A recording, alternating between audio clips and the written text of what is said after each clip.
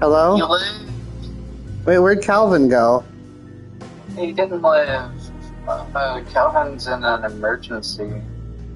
What do you mean? Well, he said it's not.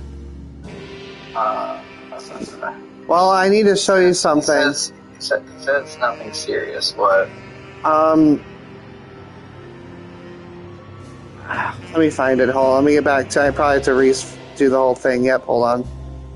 So I found out I can get to Mount Pleasant. I can actually get to Mount Pleasant from Pontiac. Guess how much they're willing to charge me?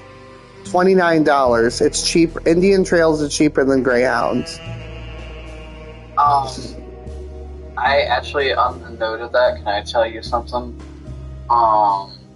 Jeff, he said he's going to come in about 3 weeks. He's gonna come on 24th of June. Well, I need to show you something that's really irritating. I want you to read this line. Okay, so let's say I'm trying to... Okay, so first of all, look how much it would cost to get to Mount Pleasant or vice versa. $33. Here's the problem.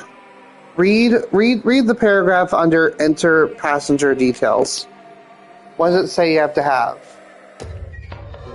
Exactly as they are in the passenger's photo ID. Zach doesn't have one. An ID? Yeah.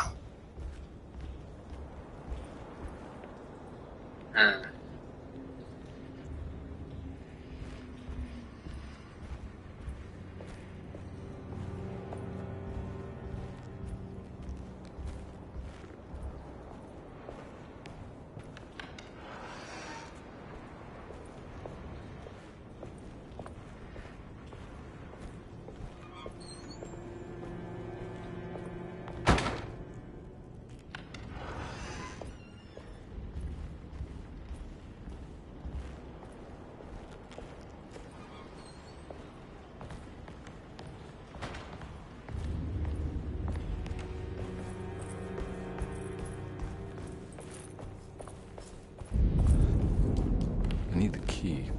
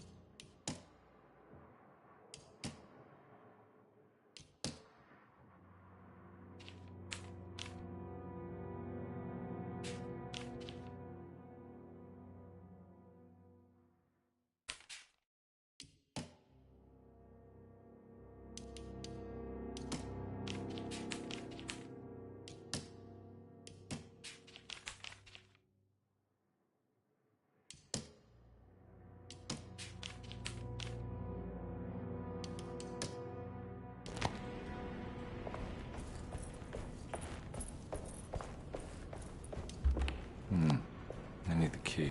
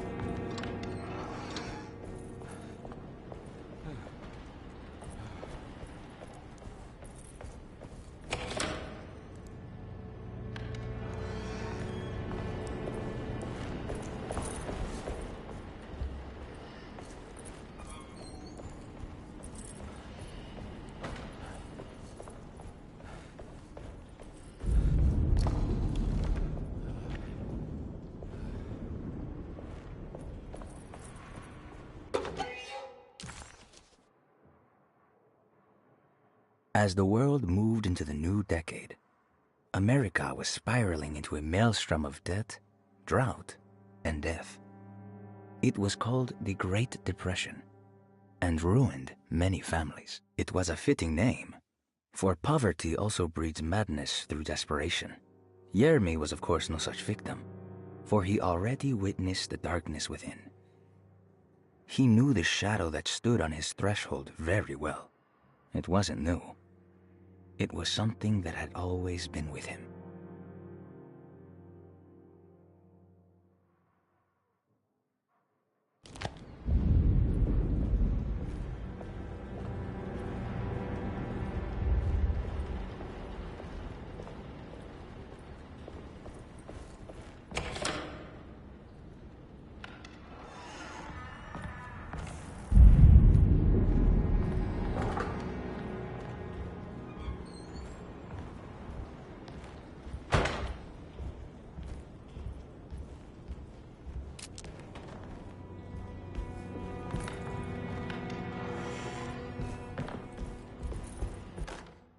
Brother, I need you to trust me.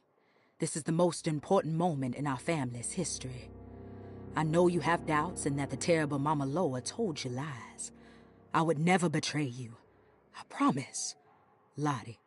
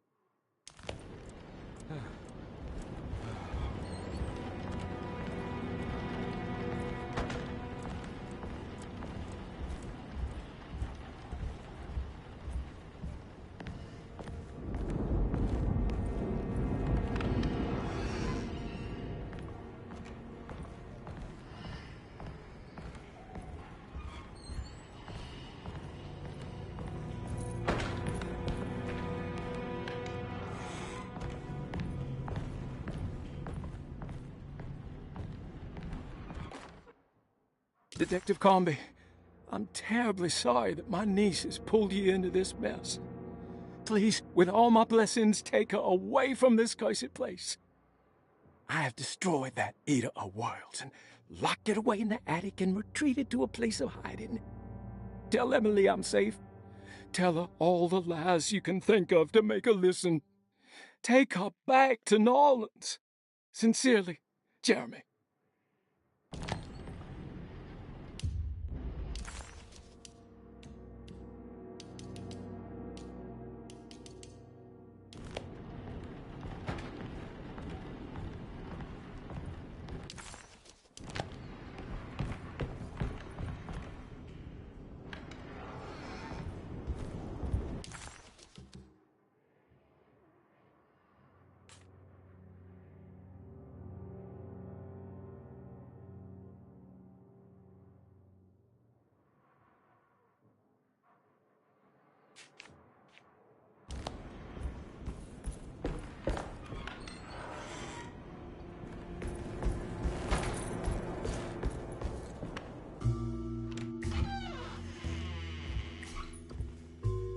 Detective Conby. Good to see you again.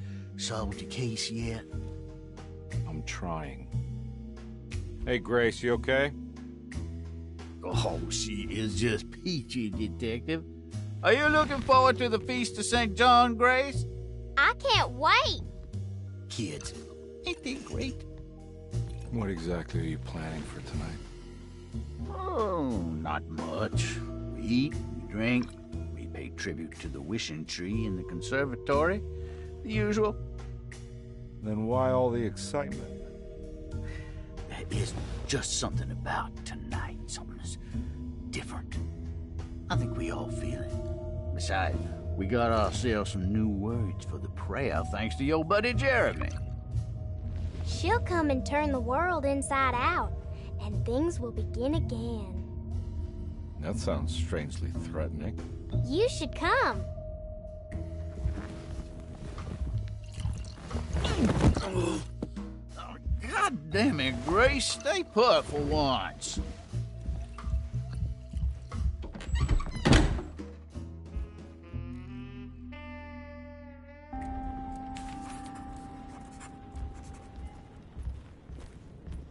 There's something missing.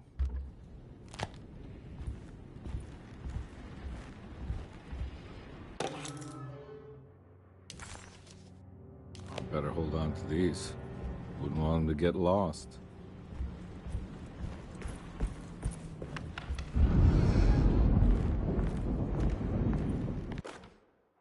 Jeremy knew that the only one who could help him now was the guest in room number 3. The room seemed to have been empty for so long, but that wasn't allowed to be true. The story needed to be different. To include something from the outside, he would bring the guest back to room 3 and show them what was in that safe. 913. But those were not the right numbers. That was the combination for the safe in the clerk's office.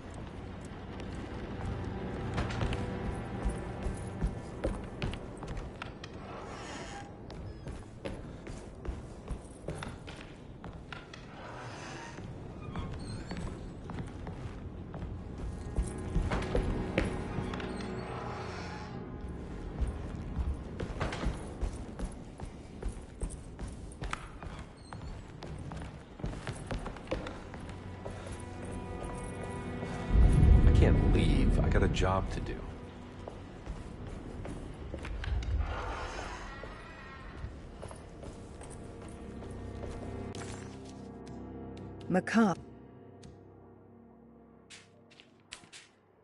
McCarthy was a deadbeat. His mere presence annoyed Conby. It was like watching the worst version of himself mock him by simply being worthless. While Conby enjoyed watching the child outplay the drunkard, there was something terrifyingly familiar about Grease. It was taunting him, like he was supposed to remember, but couldn't.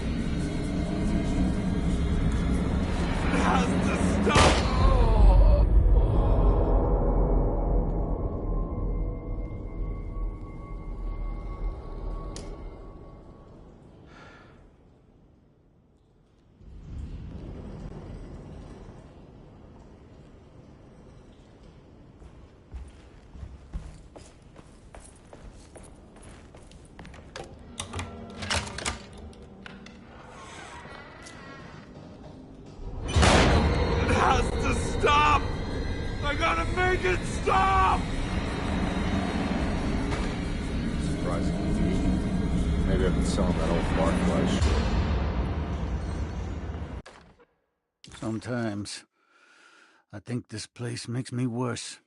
That Deseto might be my grave. A coffin made of ostentatious architecture. A Taj Mahal for the drunken depressed. There's something about Deseto. Something about Dr. Gray. Like we all pretend that we're here to get better, when in fact we are here to be forgotten.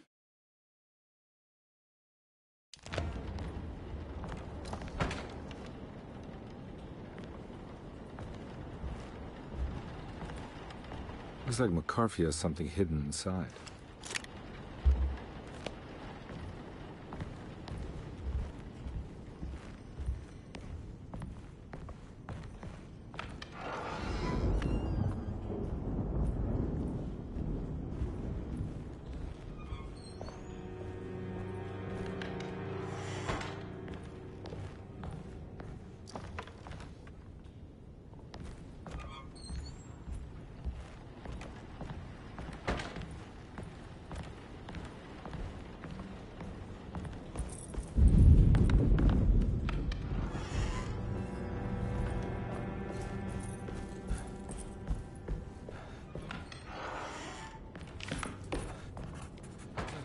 This is my room.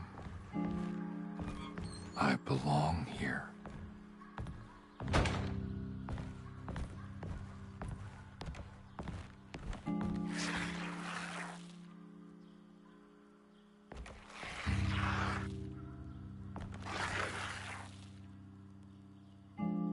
I know that number. Where's that from? I did this. I wrote that.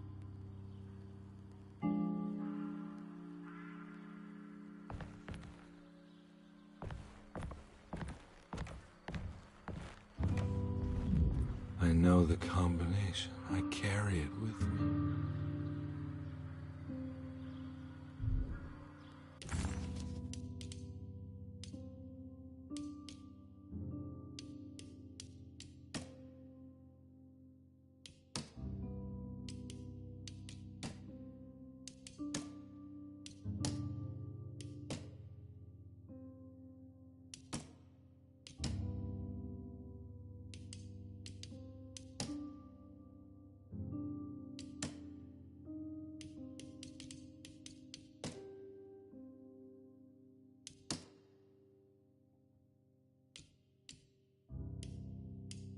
The empty room always felt familiar. It had a mild fragrance of crushed leaves and wet sand that somehow convinced visitors that they belonged. It wasn't real, of course, but it was more real than many other things you could find.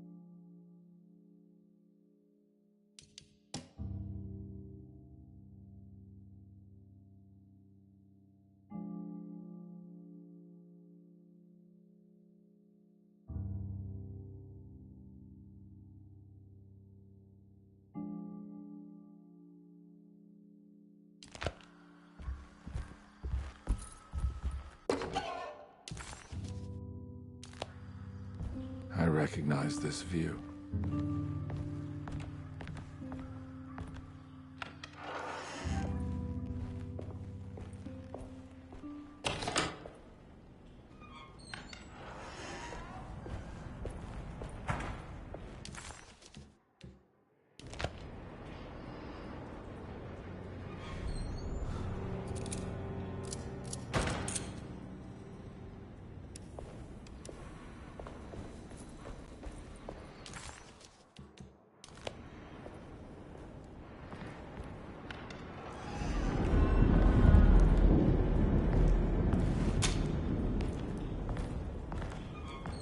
I need the key.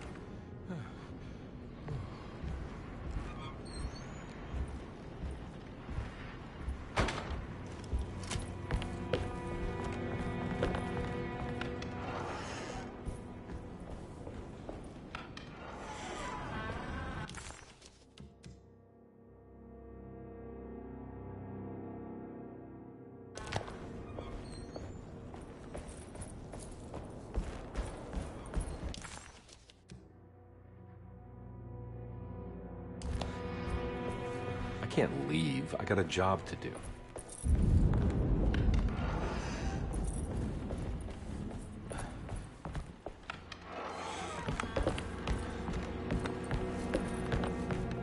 I don't have the combination for this. But maybe Jeremy did.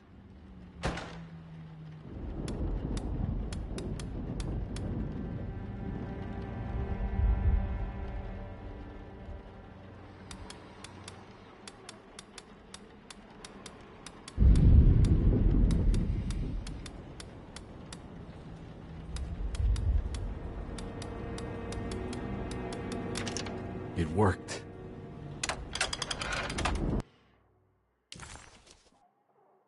The last guest in the empty room suffered from severe maladaptation. I must write this down, because if I understand the condition sufficiently, it could make me deny this fact at a later date, and there is reason for me to think I may come to suffer the consequences from this dysfunction, as some who came in contact with the guest seem to adopt a new worldview in which everything was predetermined but broken. Upon accepting this worldview, some memories became unmanageable and later rejected. I do not know what this means. I cannot even remember the fate of the guest. I think they were simply misplaced one day and forgotten. Just like all documents pertaining to this guest, they have all been destroyed, or they never existed in the first place. Who wrote this? There has never been a guest in the empty room.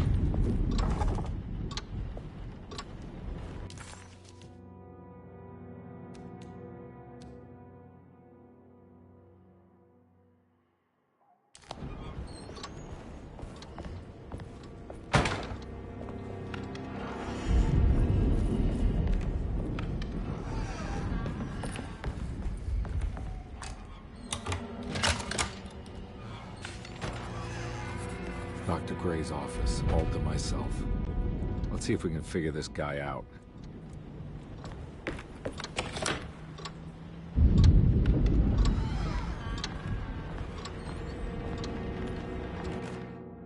I have finished tidying up Miss Beauregard's belongings. I will leave it to you to contact her agent and have them collect her things. I found one of Grace's drawings she might want back, along with this key in her room, which I believe you've been looking for. Mrs. Thompson.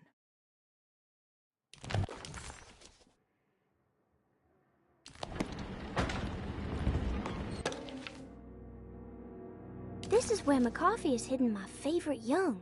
It's very important.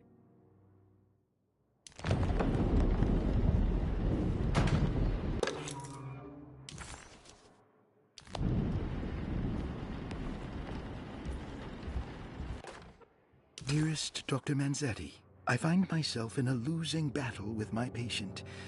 As I've disclosed in my previous letter, his delusions have him completely captured. It's bad enough that he is torturing himself with paranoia, but his madness turns out to be quite persuasive to others, effectively laying the ground for mass delusion. I am writing to you in hope that you can give me some guidance.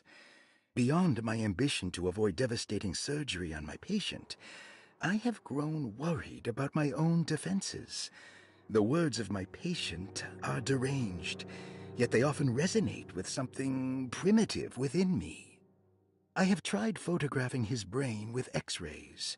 It was surprisingly difficult to get good results. Dark blotches on the plates kept obscuring all details. My patient looked at the bad plates and cried out in terror, telling me the dark areas was the shadow of the worm, eating him from inside. I could not see anything out of the ordinary. I hope this is a sign that my mind is not as receptive to the madness as I had feared. After further inquiry, my patient described the shadows inside his mind as some kind of chthonic monstrosity that wants to undermine his sanctuary. This is clearly a reference to a place he calls Teroea, a sort of library or convent that works as a psychological haven. With this imaginary haven threatened by this Chthonian, he has now constructed another, less pleasant hiding spot. Lately, he has been bringing up a metaphor of a steamboat that has run aground, that he feels like he needs to start the engines and reverse. but he is afraid that the hole in the hull would cause the whole ship to sink. I've been watching him turn this metaphor into reality for the last week. He knows it's made up, but he is doubling down, trying to make it a real memory. I feel certain that this is my chance to break through the barriers of his self-deceit.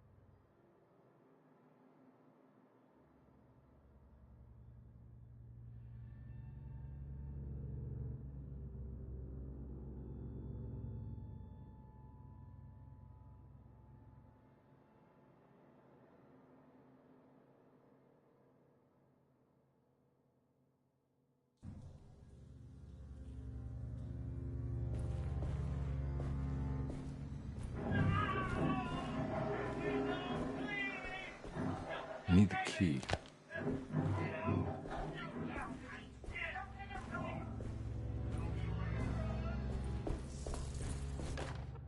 Radiography. Patient Jeremy Hartwood. Date June 14, 1930. Plates. Jeremy's skull proved difficult to capture properly. Partial radiographs worked best. A complete picture of the brain can be assembled by piecing 3 plates together. Observations. Even when looking at an assembled version, a shadow covers significant parts of Jeremy's brain. Possible tumor, but more likely that the equipment is failing. Jeremy reacted strongly to the pictures and claimed to see a giant clay worm eating and displacing his memories. Notes. While this exercise has left me nowhere closer to an answer, I feel confident that a Burkhardt lobotomy should sever all necessary parts.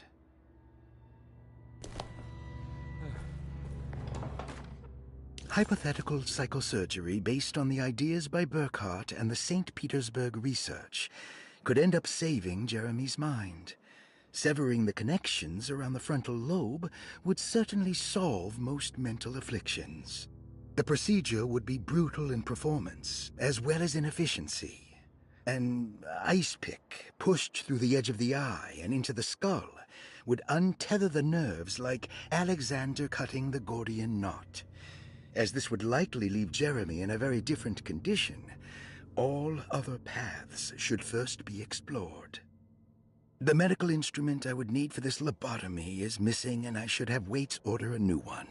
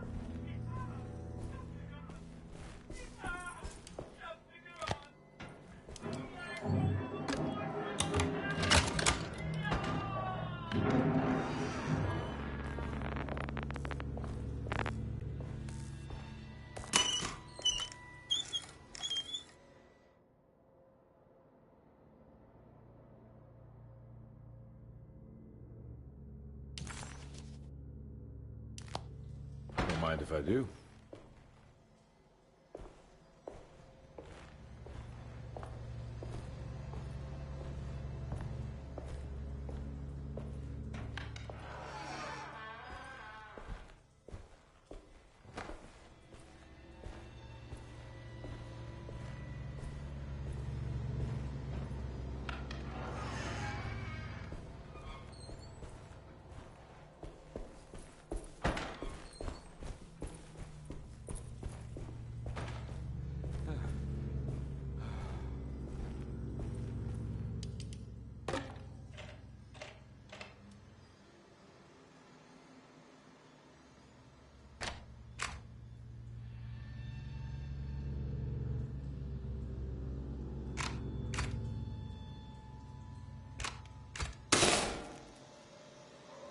That's better.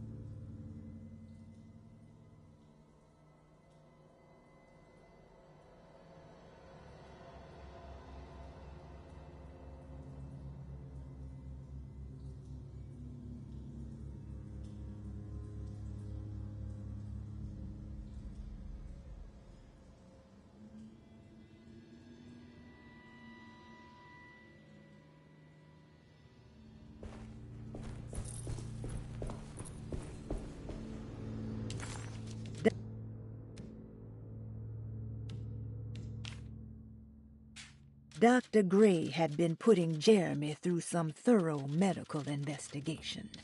He was trying to break through Jeremy's stories and get to some truth, just like Comby was. Could Dr. Gray have been trying to break the contract as well?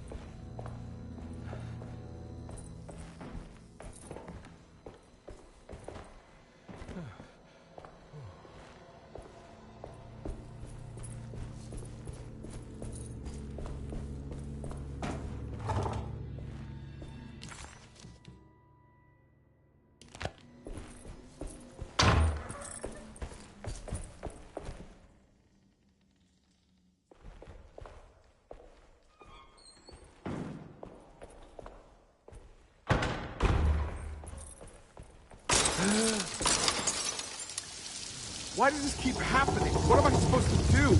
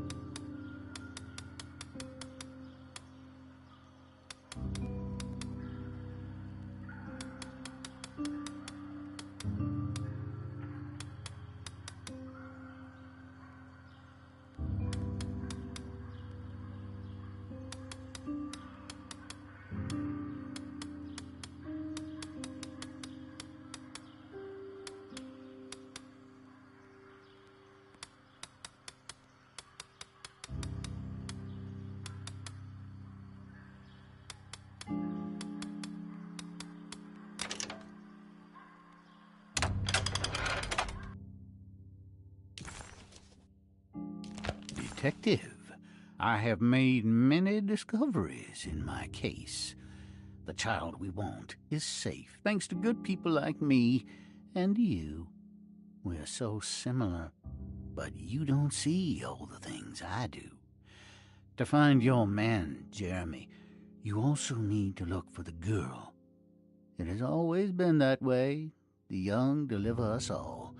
You should have a look in my room. There's a piece of the puzzle you will need. Take care now. My coffee. How long have I been here?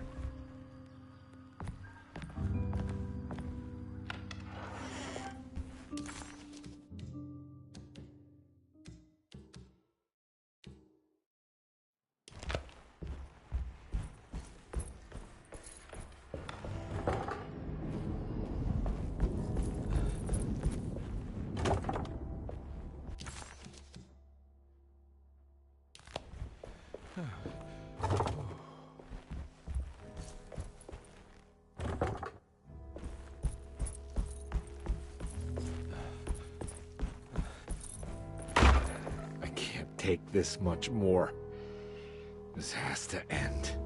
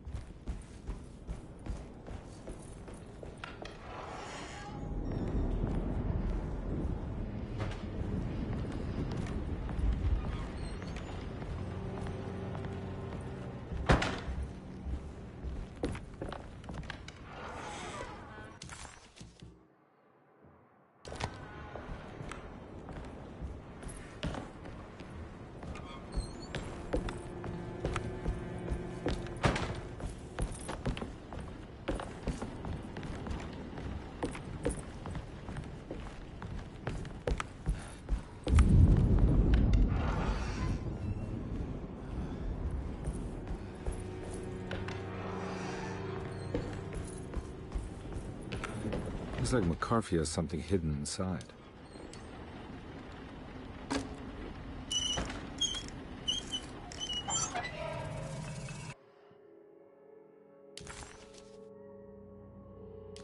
Why would McCarthy lock this up?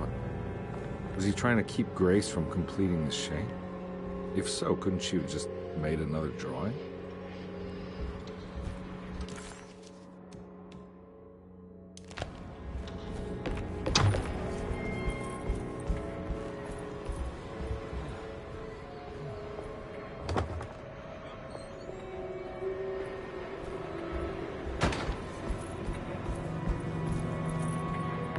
What the hell happened in here?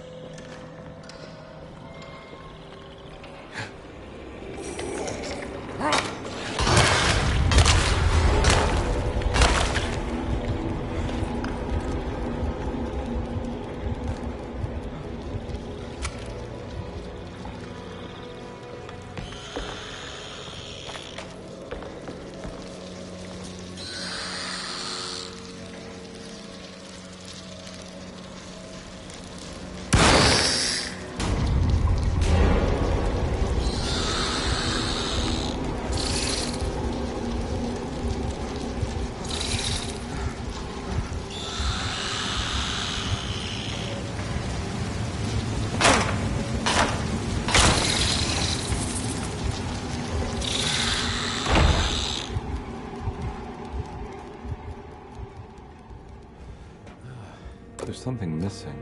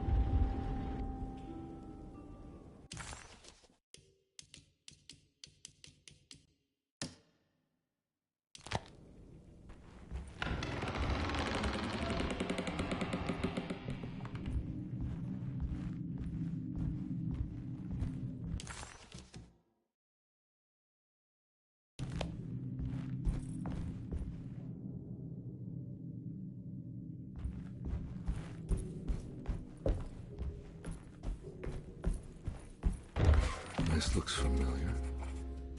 How am I back at the office? Jeremy's never been here.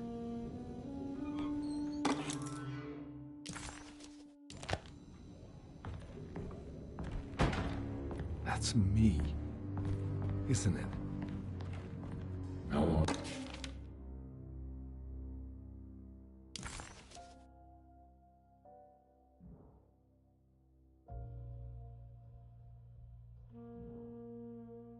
Been since I drowned myself in drink and depression. It had all felt so peaceful, slipping away into oblivion. A welcoming, dark voice wrapped around my mind like a heavy blanket.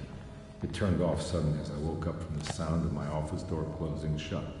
A messenger had left a telegram from Mrs. Saunders. She had a lead on where to find her husband and her kidnapped daughter.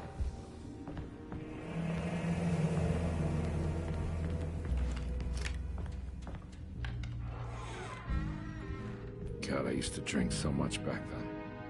When was this exactly? What case was I working?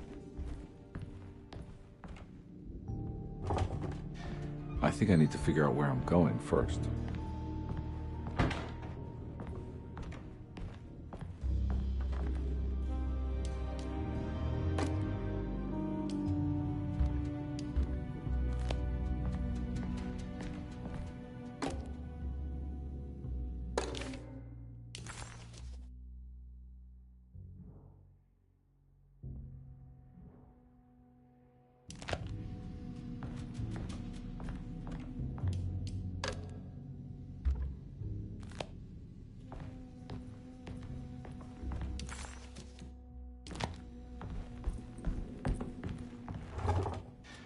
I think I need to figure out where I'm going first.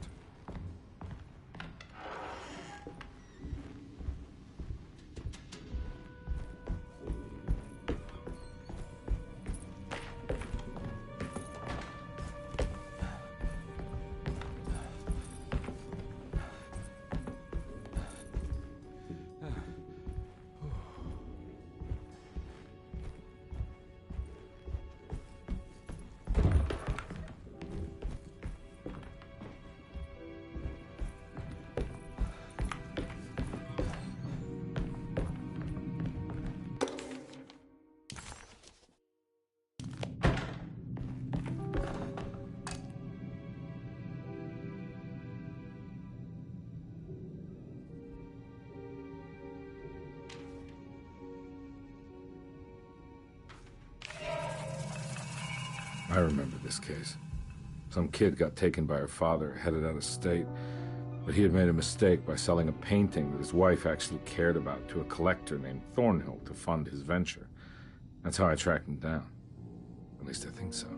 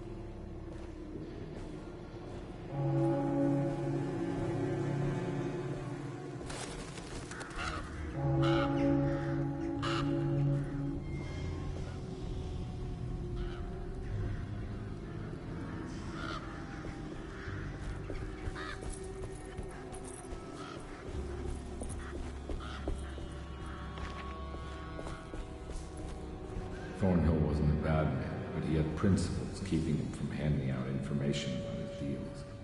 So he needed some convincing.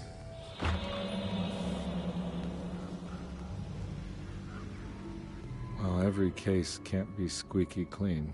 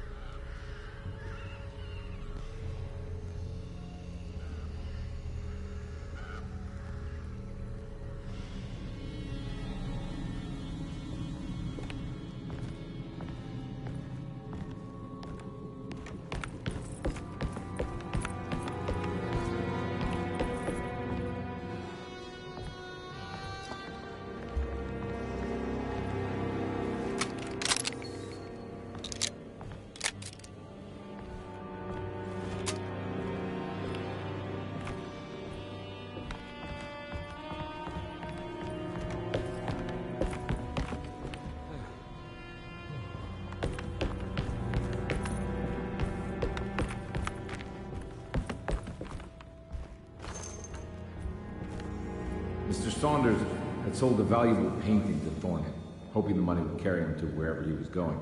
The painting, now leaning on an easel in Thornhill's bedroom, had a certain mesmerizing gloom that seemed to call out to me, telling me I was needed for something important. I felt myself falling into the painting, only being brought back by Thornhill, thrusting an address to a Hotel St. George into my hand, and asking me to get the hell out.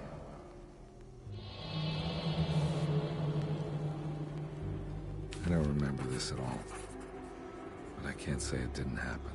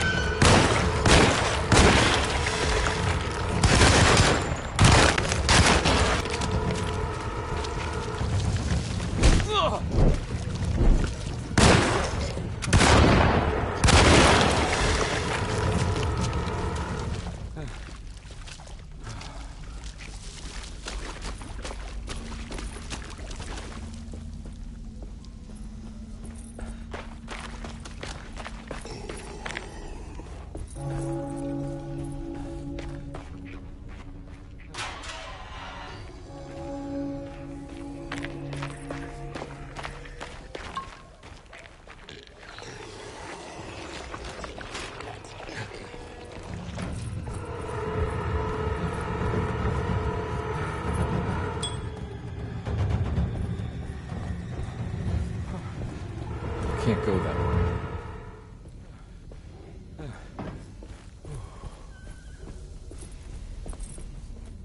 I can't go that way.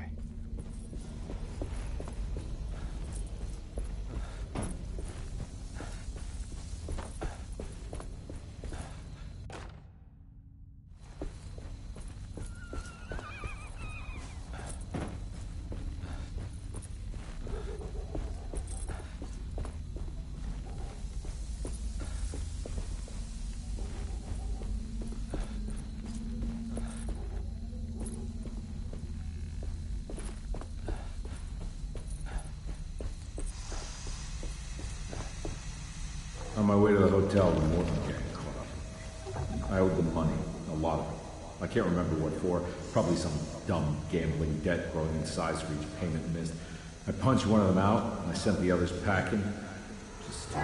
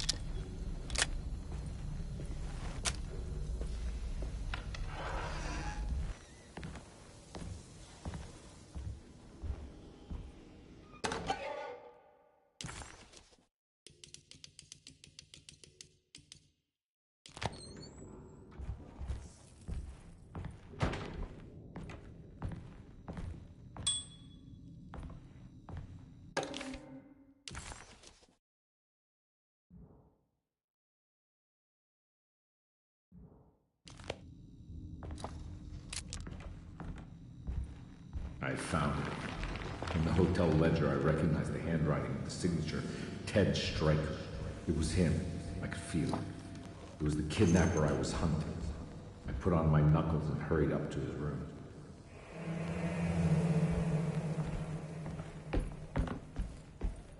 Something about that name, Ted Stryker, rings a bell. Feels vaguely familiar.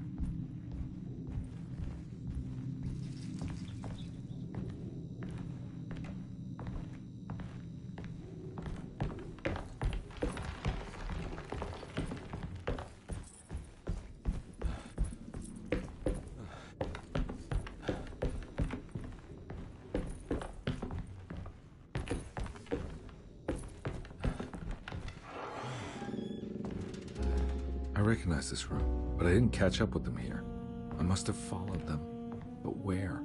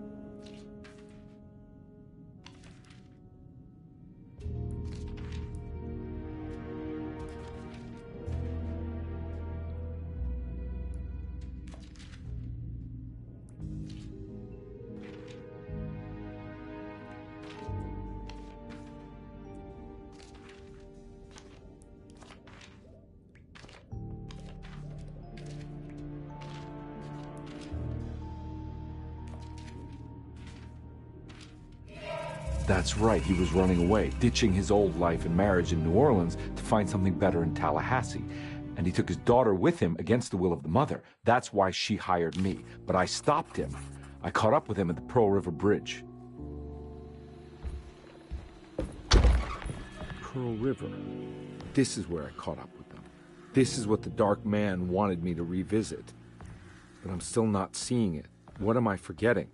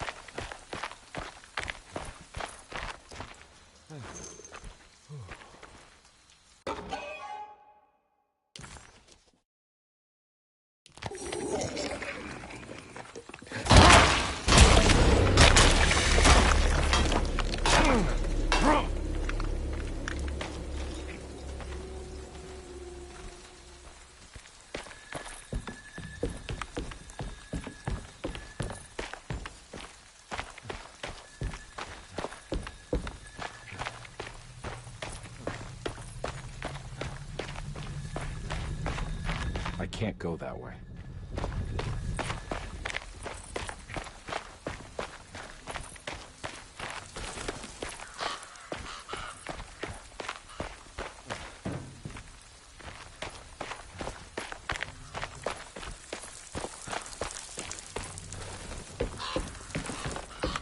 Oh no. It was her all along.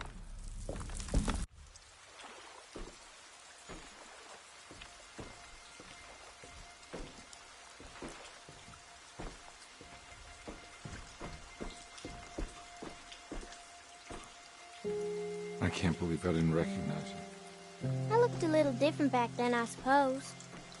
Was any of this real? How do you mean? This day, just...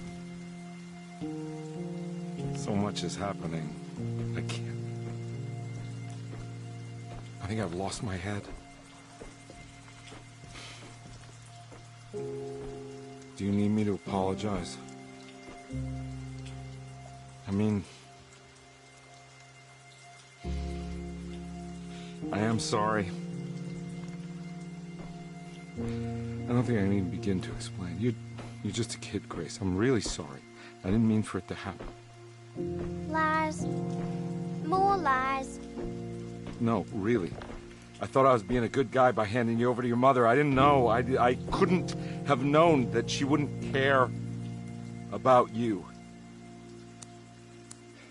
I don't know how this works. What is this for? Some form of admission of guilt. Maybe acceptance. It's what the Dark Man wants. I guess we just watch my father die again then. You think he's alive? I know he is. He's down there, scared that he won't be able to get out. That he will drown with his daughter again. What are you saying? We gotta save him. We? Do it yourself. I'm down there with him, remember? I really saved them. This all happened so long ago. I have to find a way to get down there. I have to see it with my own eyes. There was a boat at the house where I entered. If I can raise the bridge, I should be able to get to the car.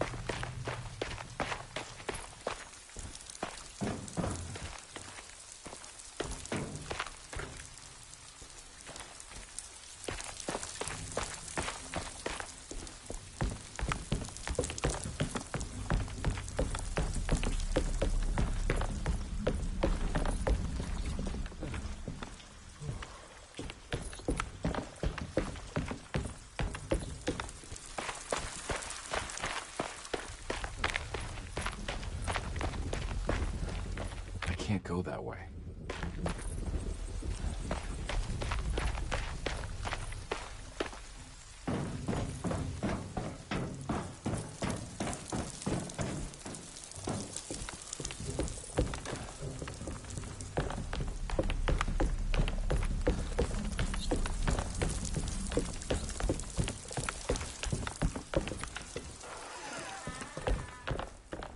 This must be where the bridge is operated.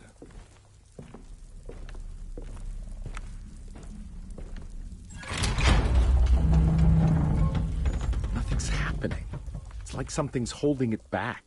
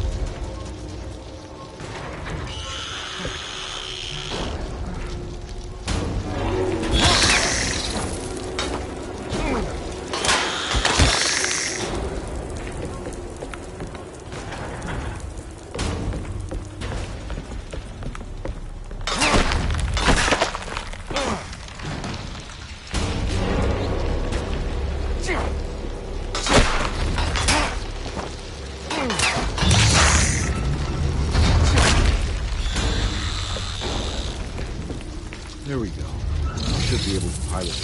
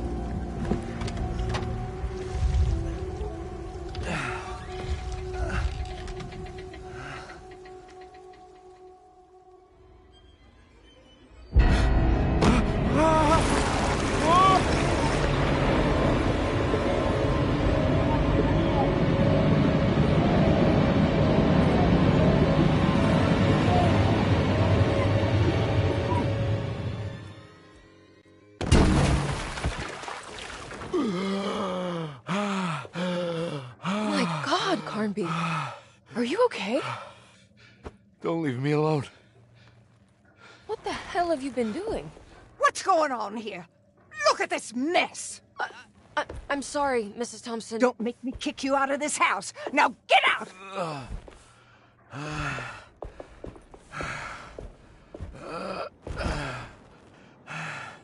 Hey, Detective. Mr. Carnby. I'm really worried about you. I'm okay. I just need to catch my breath for a moment. This place? There are some very disturbed figures around here. And I don't think it's just the patients. I've been reading some things about how Derceto has a deranging effect on people. I think it might explain things. What? Just take it easy, okay? I'm gonna go find a way into Dr. Gray's apartment. I want to know what he's hiding. Emily, don't worry. I think I'm close. I'm gonna set everything right. Just be careful.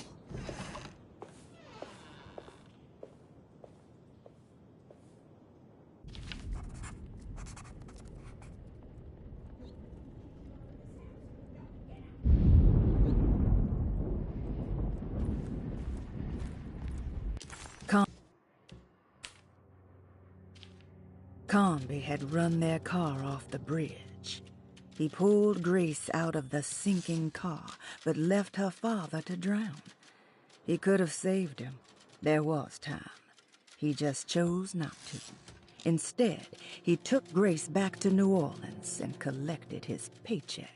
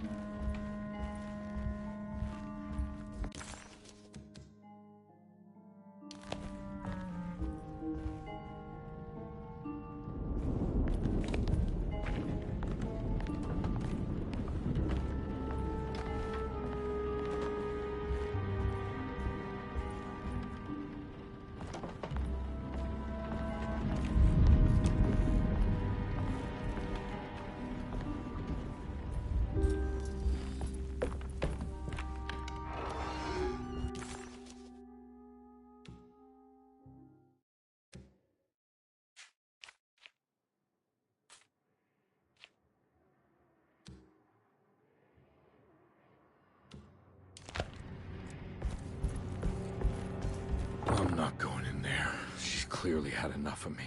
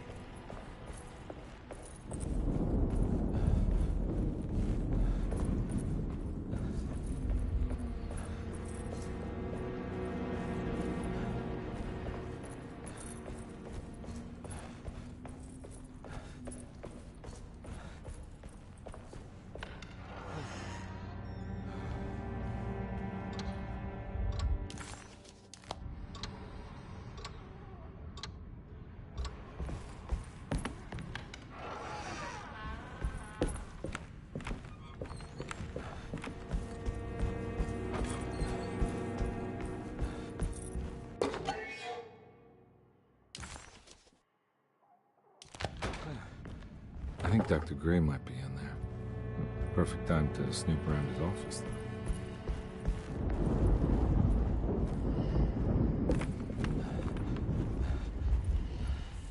It's blocked.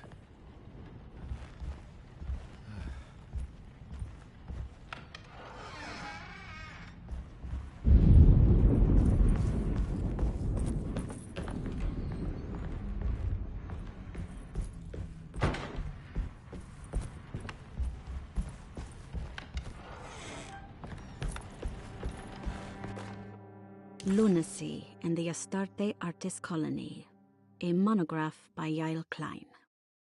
In early 1909, the old Derceto plantation outside of New Orleans was turned into an artist's colony. 3 famous European artists rented the house and the surrounding land from the owner, the Ledoux family. The colony was chiefly run by Sebastian Cortez, who was playfully dubbed the captain by his collaborators, William Arges and Heinrich Kassel. The colony existed for 6 years, until one day all 12 members disappeared without a trace. It is widely believed that their disappearance is connected to the disastrous hurricane that passed through on September 29, 1915, but nothing truly supports this claim. What is known is their frequent participation in New Orleans nightlife, their love for hosting parties, and their elaborate contributions to the Mardi Gras parades as the Pirates of Pontchartrain. Accounts of their lifestyle can be found in almost every gossip column. It can effectively be summed up as carefree and bohemian. In late June 1909, the name Astarte first appeared in the newspapers. Cortez said the name came to him as he was painting. There is never any claim to knowing about the ancient Phoenician fertility goddess with the same name before this time. His fellow colonist Heinrich Kassel did know, because he later produced sculptures that show clear references to ancient idols of the goddess.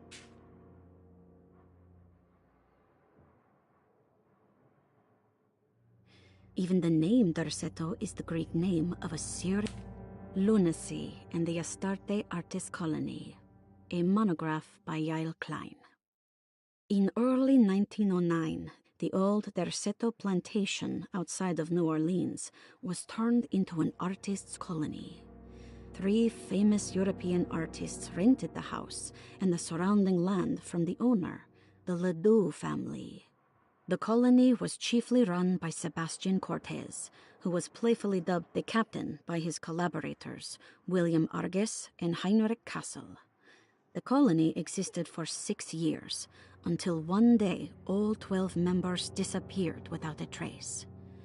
It is widely believed that their disappearance is connected to the disastrous hurricane that passed through on September 29, 1915, but nothing truly supports this claim. What is known is their frequent participation in New Orleans nightlife, their love for hosting parties, and their elaborate contributions to the Mardi Gras parades as the Pirates of Pontchartrain. Accounts of their lifestyle can be found in almost every gossip column. It can effectively be summed up as carefree and bohemian. In late June 1909, the name Astarte first appeared in the newspapers. Cortez said the name came to him as he was painting. There is never any claim to knowing about the ancient Phoenician fertility goddess with the same name before this time. His fellow colonist Heinrich Kassel did know, because he later produced sculptures that show clear references to ancient idols of the goddess. It's impossible to know for sure how this name suddenly made an appearance, but it is interesting because of Derceto's history.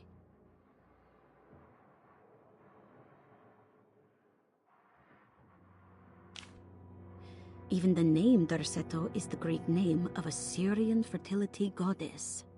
In the case of naming the plantation, Derceto was certainly not an accident. We know that Elijah Pickford intended to build a temple for his cult, for he had distributed pamphlets 2 years prior to the purchase of the land, advertising his intentions. His followers were estimated to be almost 100 men and women, mostly sailors, Maroons, and Cajuns, when the plantation was built. To outsiders, Derceto registered as an ordinary slave plantation, which enabled Pickford and his flock to remain hidden for decades. The official story is that the cult lasted until 1862, when the Union Army came and burned down the plantation and scattered all who lived there. Following the Civil War, new people started to congregate in the ruins of Derceto to invent a new fertility goddess, the Shub-Niggurath. As much as Derceto is a particular name to have heard of, it's not entirely uncommon among the learned. Astarte is equally known and could have been subconsciously chosen by well-read artists. Shub-Niggurath is, on the other hand, very uncommon. Almost impossible that anyone in Louisiana would have heard that name. The name is referenced only in rare books like Unaussprechlichen Kulten and the Necronomicon, and is believed to be a bastardization of Arabic words meaning pertaining to the dark young. The few paragraphs printed on the goddess are so upsetting that no one in their right mind would want to build a religion resting on such qualities. The Shub-Niggurath cult was hard to get rid of, but it is believed that despite the police jailing and killing several cultists over the years, the main culprit in the cult's demise is the cult itself, which seems to line up with every instance of cult activity on Derceto's grounds. When Captain J.W. Norton of the Union Army arrived, he described the people at Derceto as malnourished and maniacal. As much as the army tried to save them, they fought back with fervor, as if nothing was going to stop them from slowly destroying themselves. While the disappearance of the Astarte artist colony remains a mystery, the recurring motif seems to suggest that their fate involved lunacy and a hunger for self-sacrifice to that fertility goddess with 1,000 names.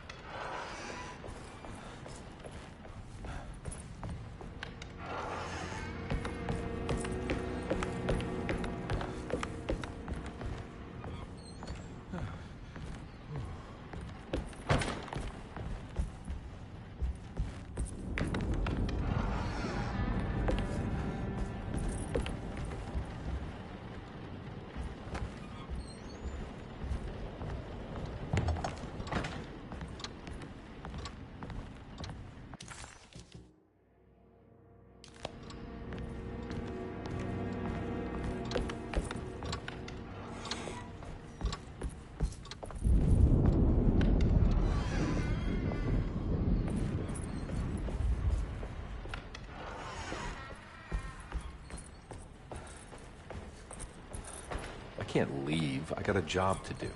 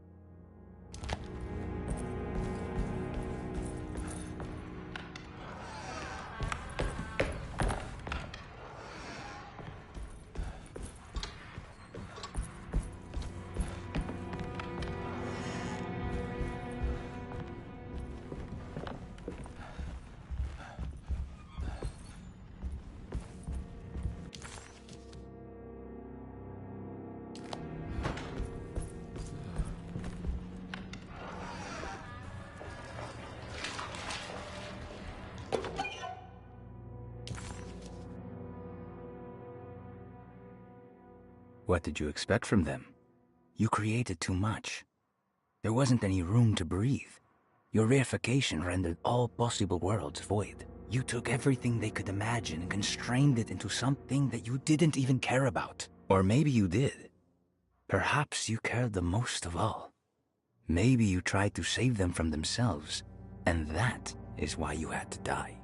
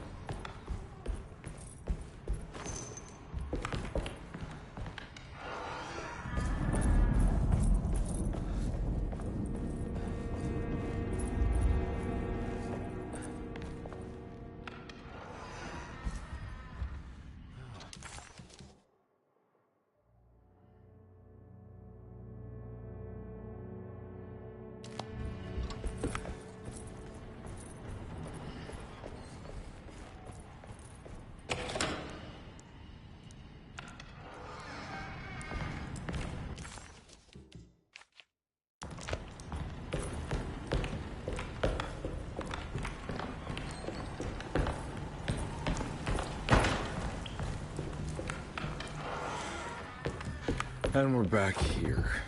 Well, perfect time to have a look around this place.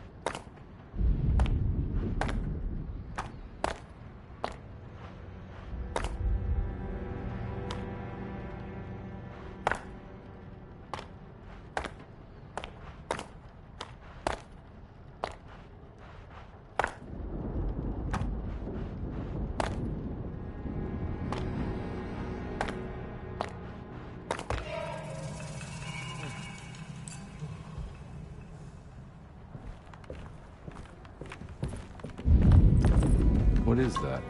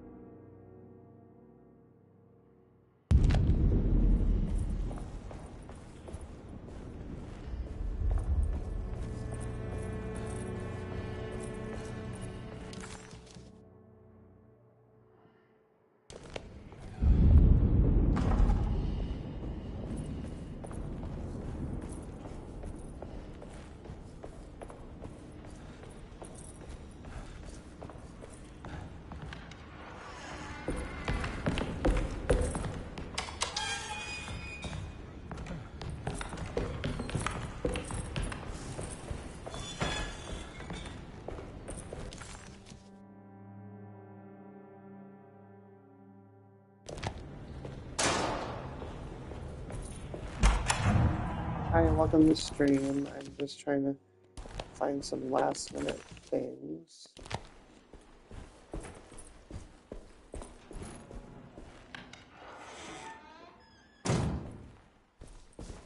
I need the key.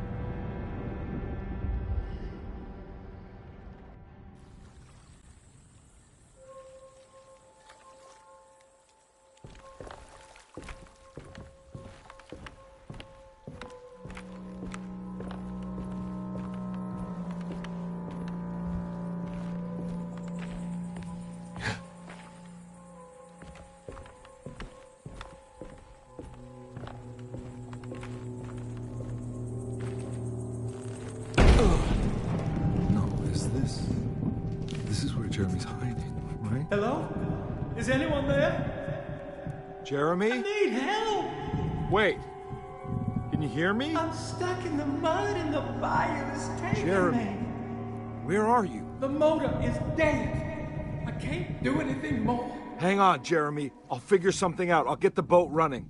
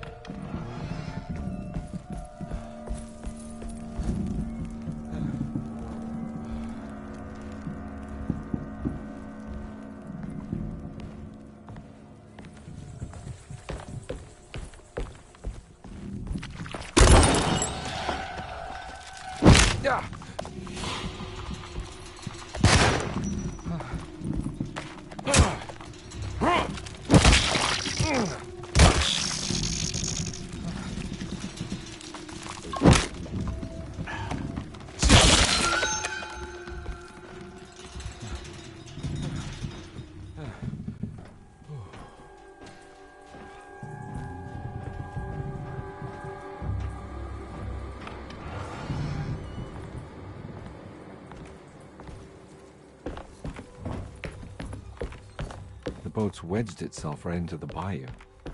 If I get the motor started, I could try reversing back into the river.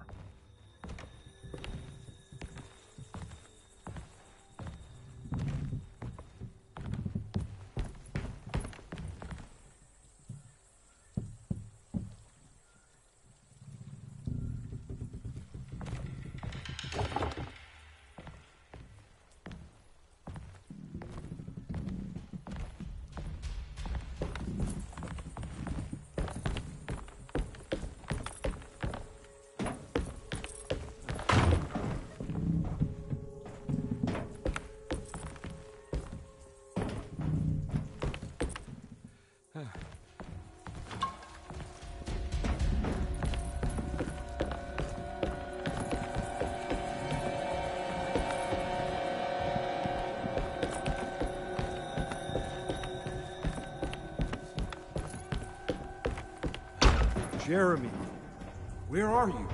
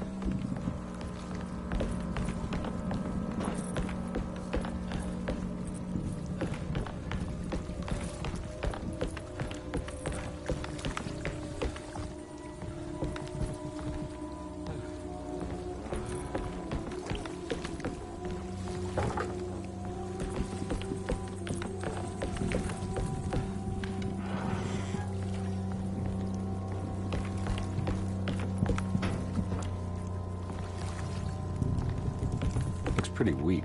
I just need something to break it.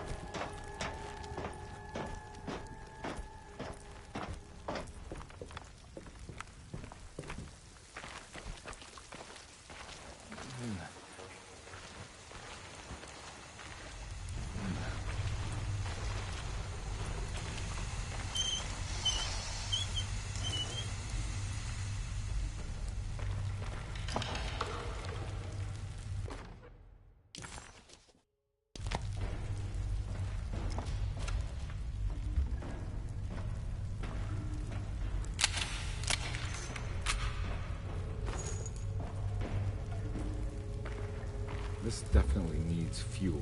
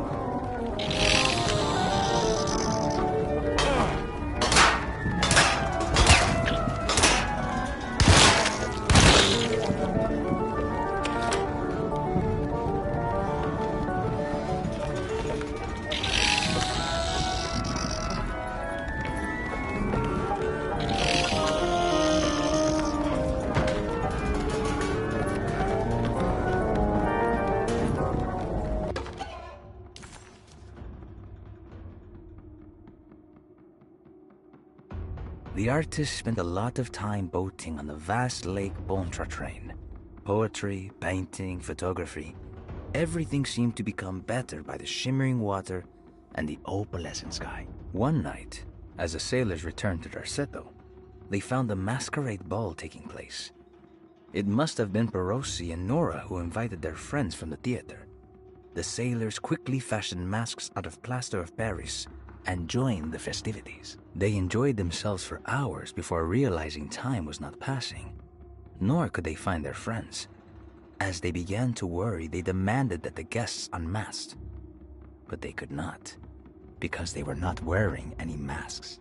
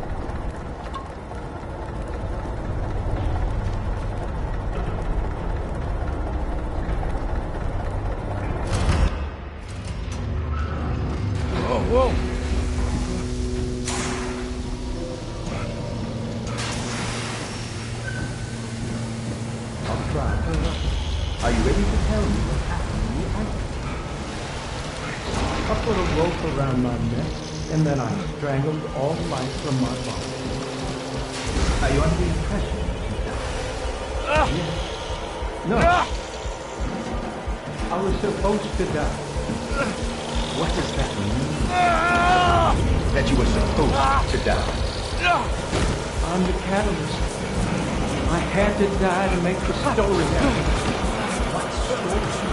What are you referring to, Jeremy? 30 years ago, Frederic needed me to die. You're not making any sense, Jeremy. Come on. Find your focus. Hey! I cheated everyone. I didn't play my part. Hey! I escaped my doom. My destiny. Again, find your focus. Hey, I'm right here. What the hell is going on? Now everything is wrong. Nothing is in Hey! place. I'm right here!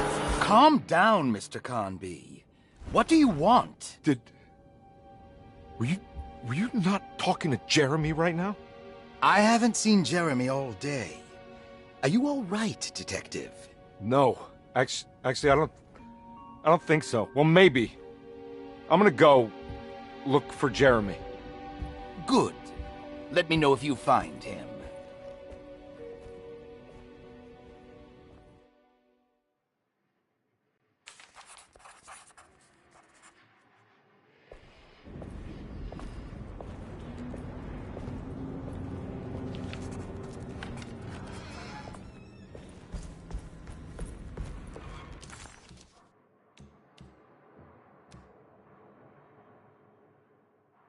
Jeremy with Conby entered some new mucky dreamland of Jeremy's, a long-abandoned steamboat aground in the bayou. Jeremy was calling out for help, but Conby couldn't figure out where the voice was coming from. For a moment, Conby wondered if the boat itself was Jeremy, or if he was below it somehow. It didn't matter right now. Jeremy was clear on one thing. He wanted Conby to get the steamboat running and out of the mud. Conby had run their car off the bridge. He pulled Grace out of the sinking car, but left her father to drown. He could have saved him. There was time. He just chose not to. Instead, he took Grace back to New Orleans and collected his paycheck.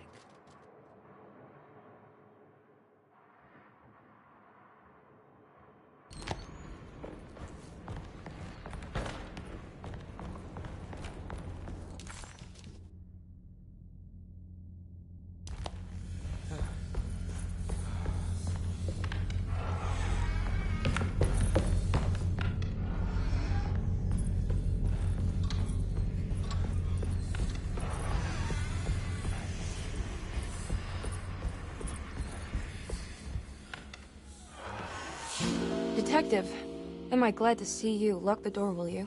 I don't think Dr. Gray would appreciate us snooping around. What's going on here? This feels so strange.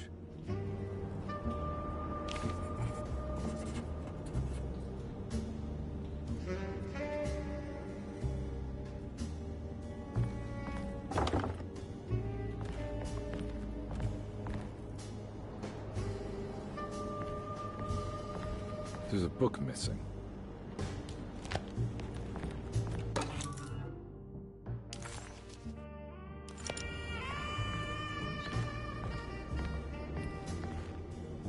Have you found anything? What? Yeah, I've seen some things. Okay. Let me know if there is anything you want to talk about.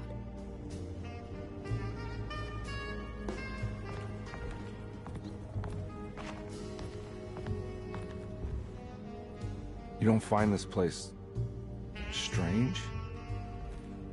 Dorsetto is certainly one of the stranger places I've been to.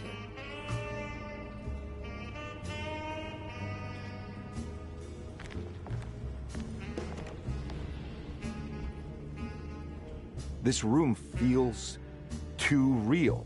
Hyper real. More than anything I've ever experienced. Okay.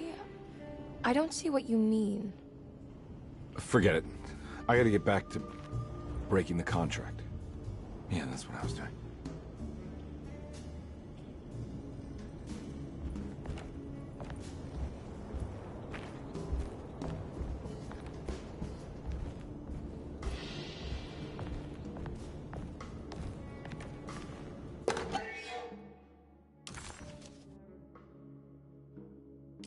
Nice.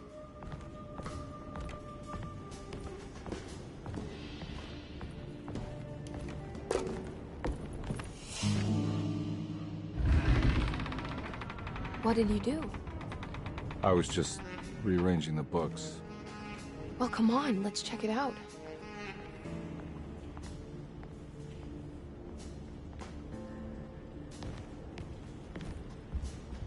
I think I'm beginning to understand. Dr. Gray is dealing with some kind of mass delusion.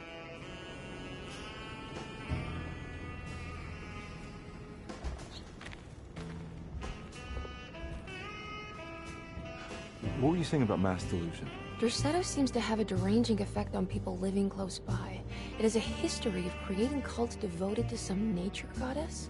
Even the name Derceto refers to the cult existing here before the Civil War. Derceto was the name of an ancient fertility goddess worshipped in Syria. Dr. Gray and his friends, however, seem to prefer the black goat of the woods with 1,000 young, or Shub-Nigroth. And that name can only have come from my uncle's twisted mind.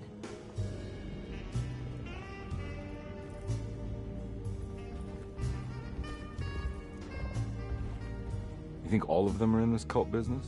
Even Jeremy? I'm not sure any of them have a choice at this point. We just need to find a way to stop all of this.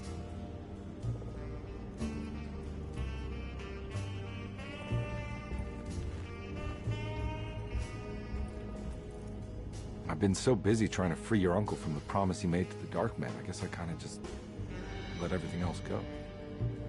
Don't worry, Detective. I feel like we're close. I'm sure Jeremy will turn up. If he is part of the cult, he wouldn't want to miss the Feast of St. John. I just need enough information to make him see the truth. I hope you're right, but I doubt he'll show up. Not as long as the Dark Man's got him hiding.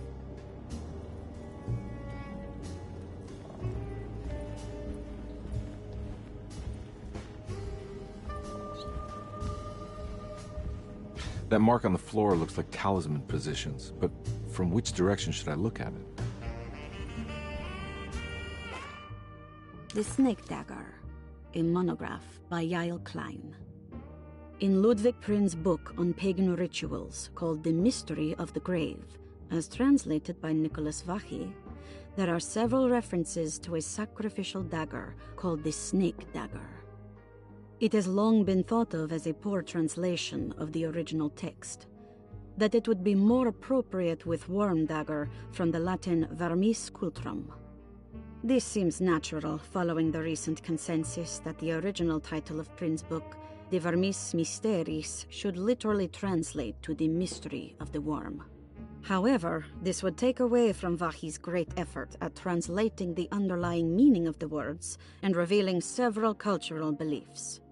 While Prin certainly was using the term worm as a symbol or synecdoche for death and the dead, which is made clear by the contents of the book, in the case of the dagger, we shouldn't be too hasty to dismiss his translation. Reading through Vachy's correspondence with his patron, it appears that he had more than just the Latin text at his disposal. Vachy had dug up Prin's living relatives and uncovered several cross-referenced historical texts and an actual snake dagger. The dagger was dated to the early Middle Kingdom of Egypt and had such a clear shape of a wave that Vachy considered calling it the sinusoidal blade. Knowing the full story, it seems prudent that he chose to translate it as snake and not worm. There are several reasons why this choice of word helps us understand the pagans that Prin's book attempts to describe.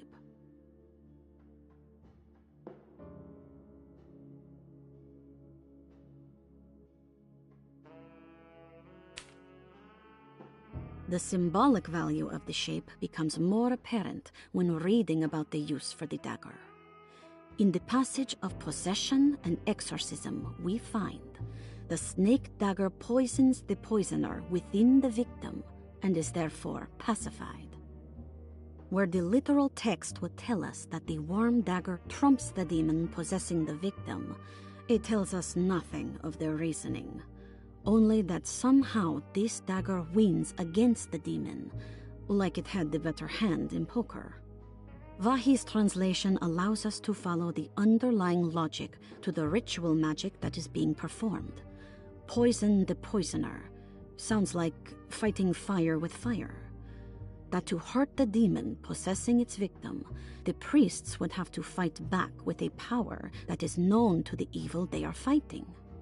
The snake dagger is therefore not only a good way to describe its form, but it also helps us understand how it could be thought of as a useful tool for exorcism. Finally, it also helps us understand their relationship to lunacy, that it was thought of as something poisoning the mind rather than controlling it. What is also interesting to note is that the possessed are always considered poisoned in their head and not their heart. The snake dagger always went to the eye of the possessed, leaving them partially blind, if they had the good luck to survive.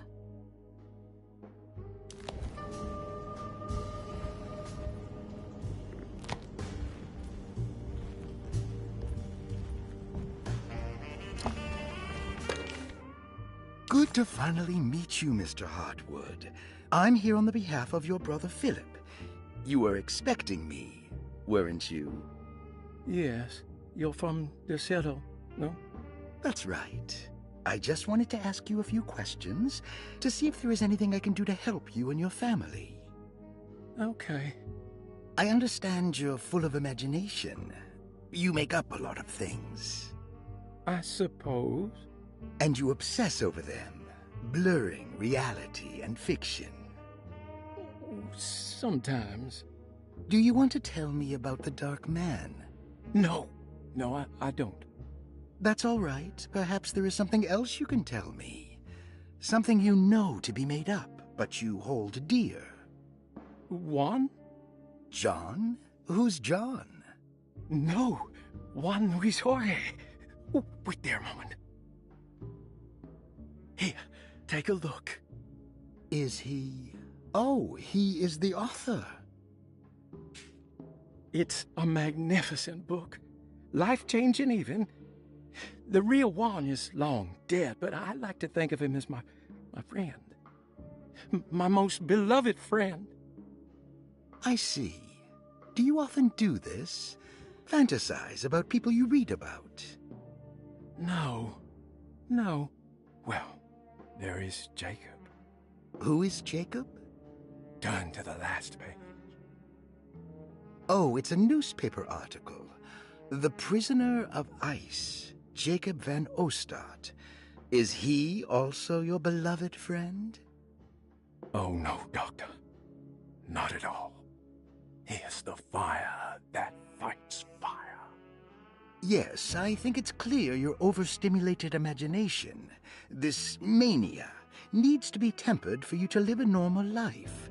I know your family calls it the Hartwood curse, but I want you to know that there is nothing supernatural about your condition. It's all inside your head. And with that, I'm very qualified to deal with. In time, you will be cured. In time. Yes, in time we will exorcise all your demons, all the dark men. Yeah! Please, Mr. Hartwood, calm yourself. What happened? Oh, don't you worry your little head about it, Miss Hartwood. Your uncle and I just had our first breakthrough.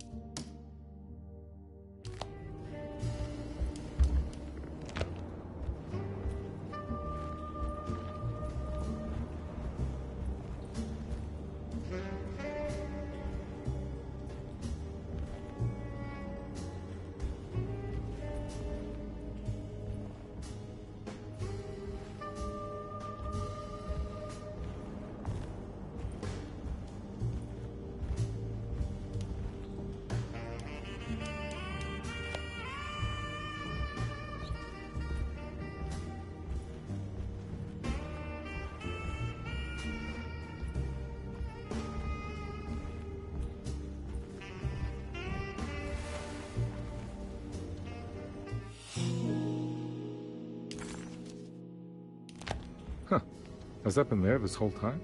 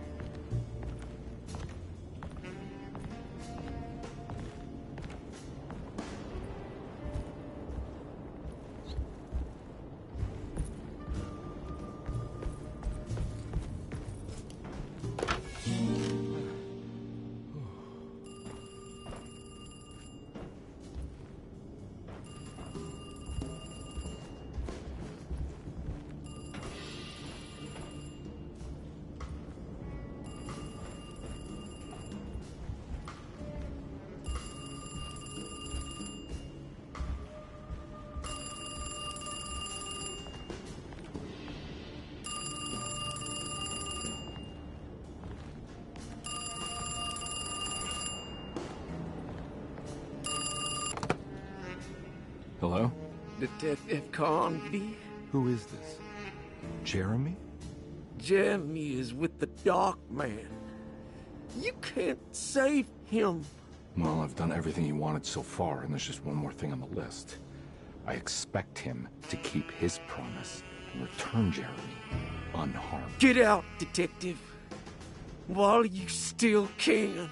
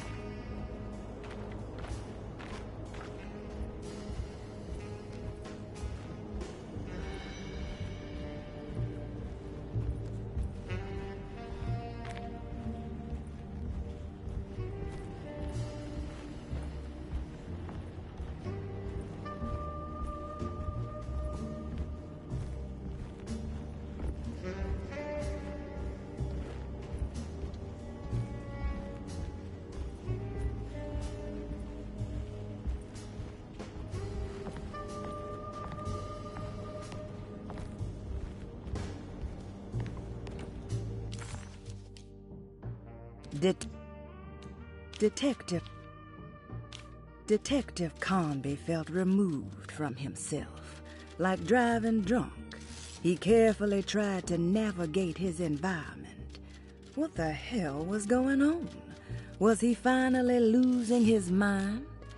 At least Emily was here to call the police if he went off the deep end. Detective Conby wanted nothing more than to make sense of it all. But clearly, that was not in the cards right now.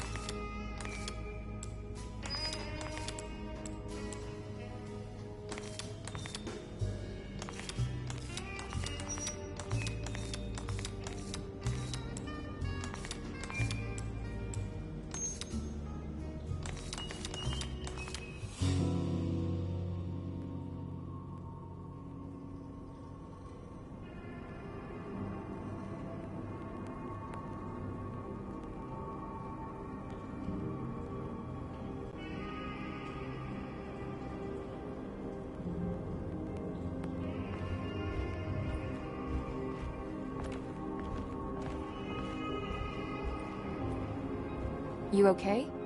You look a little frazzled. Just stupid telephone. I know. I tried calling the police earlier. The telephone is completely dead. It's not... Yeah, no, the telephone isn't working.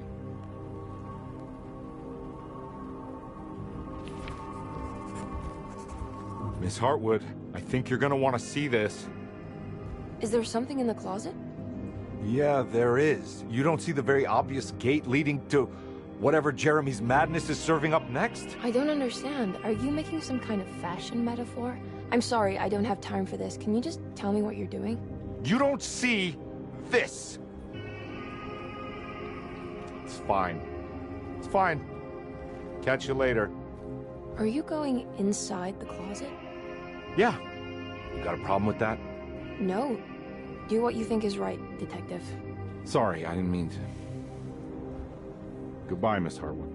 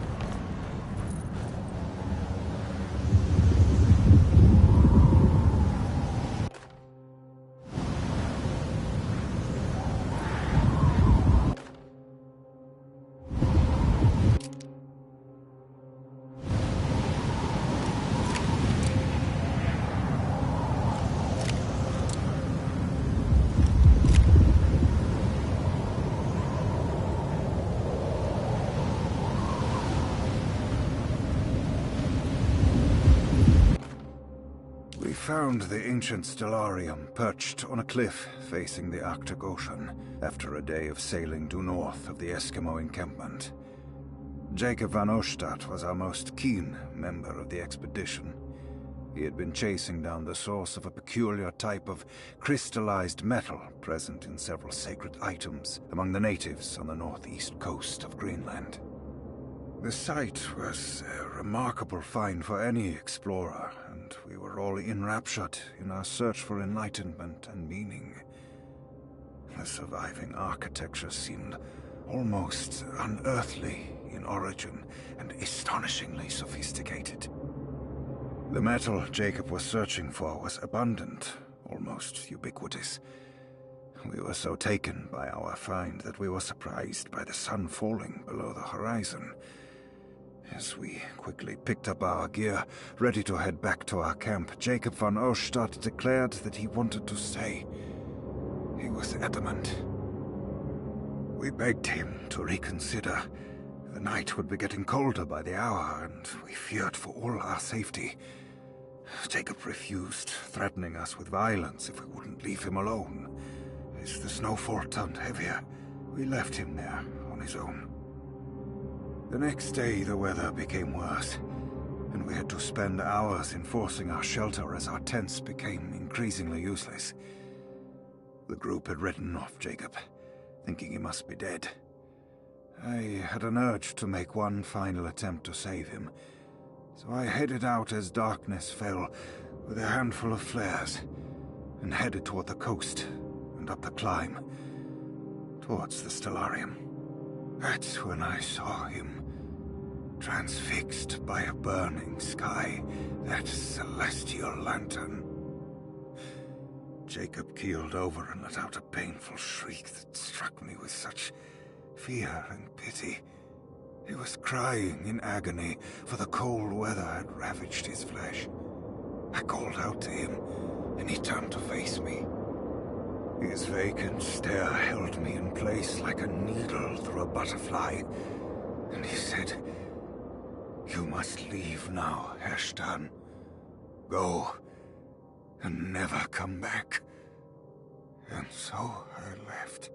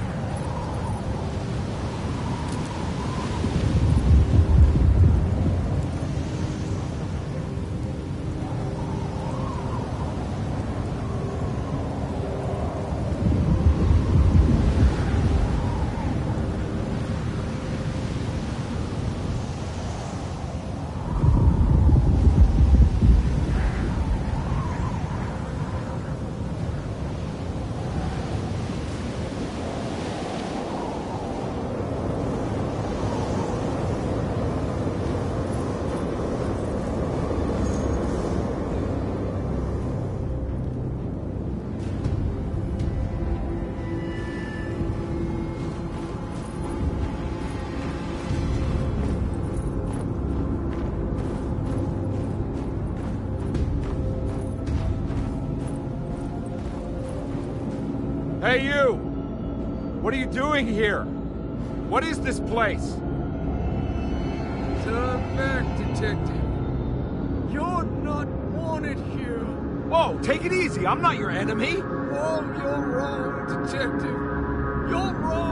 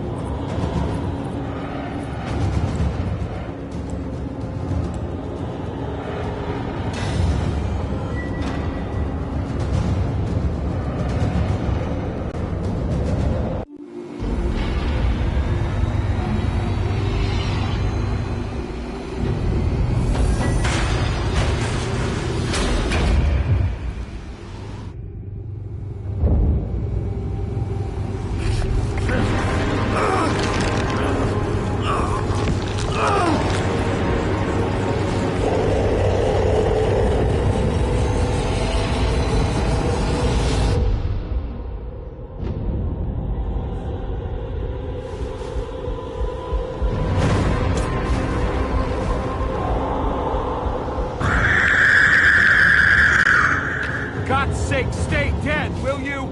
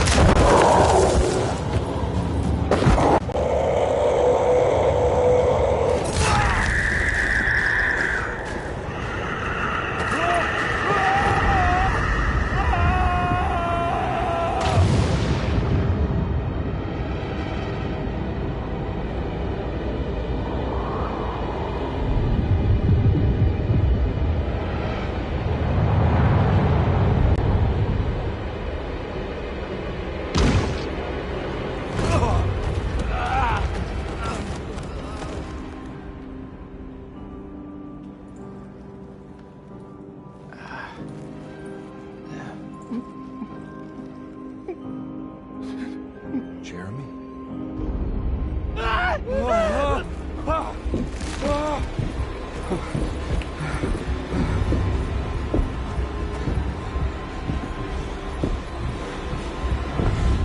did everything! Aren't you happy? Stupid charlatan! What more do you want from me? You want me to lose my mind? Oh, my lord! Doctor! Baptiste! Quick! Jesus. What were you thinking, compadre?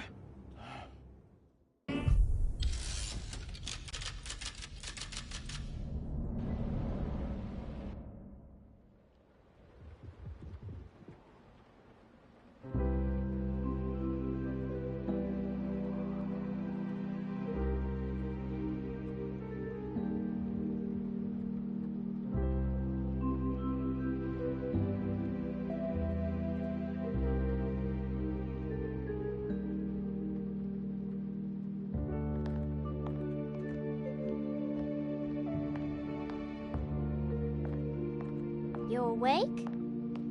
You are awake. Mr. Conby's up. Hey, buddy! I thought you'd be knocked out for the rest of the night. Come on out and join us, will you? I'll save you some gumbo. Good to have you back. You gave us all a good scare. What happened? You had a psychological breakdown. Sorry for manhandling you, but you were being violent. You stabbed Jeremy and then punched Dr. Gray.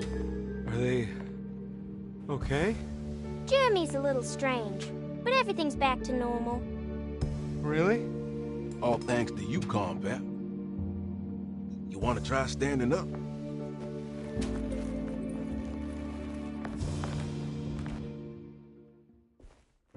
Well, if it isn't the hero of the day.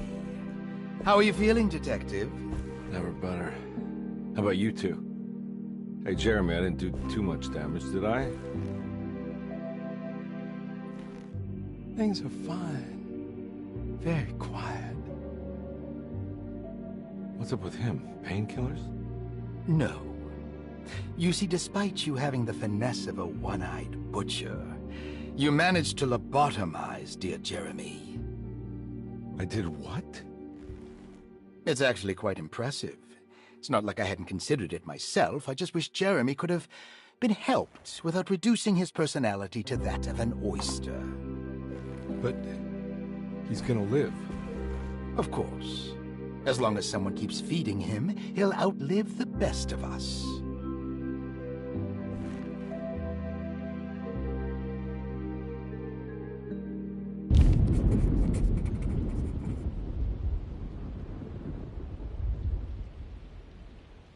Does Emily know about Jeremy's condition? Yes. She seems to be handling it quite well under the circumstances.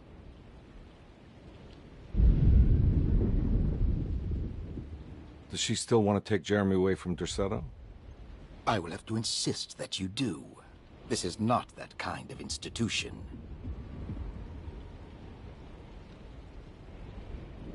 Jeremy, hang on for a little longer, okay?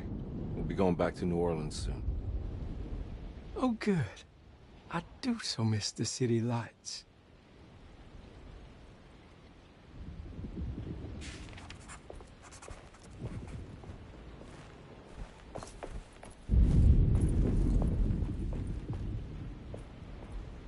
Hey, Ruth.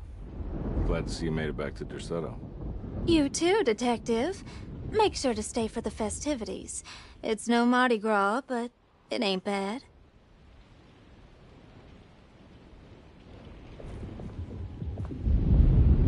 You seen Emily around?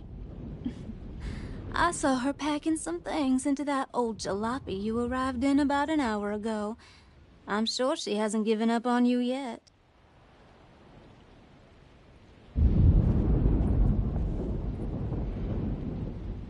Catch you later. Looking forward to it, Detective.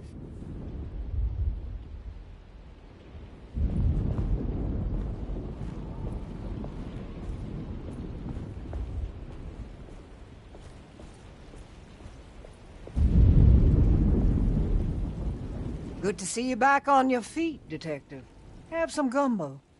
Thanks. I'll save it for later.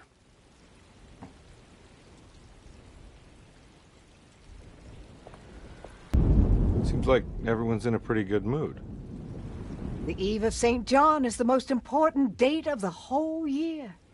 It's the only day when the black goat of the woods tends to her young.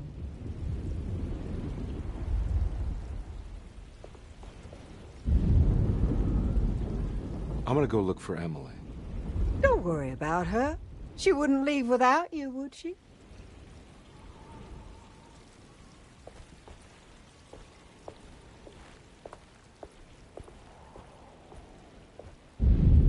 What are you looking for?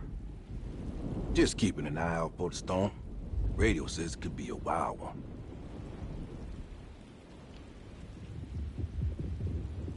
You don't know where Emily is, do you? She's packing some of Jeremy's things. Said she wanted to take them away. I'm sure she'll come and get you when she's ready.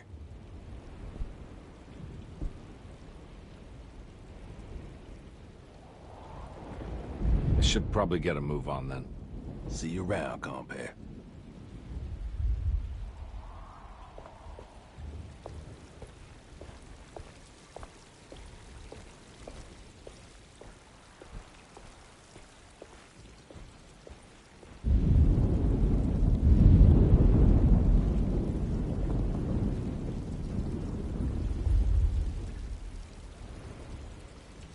That is one impressive tree. More impressive than you could ever imagine.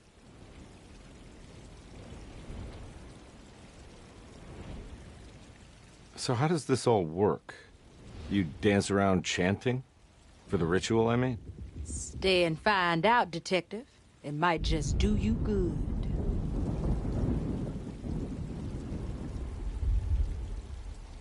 You haven't seen Emily, have you? No, Detective. I haven't.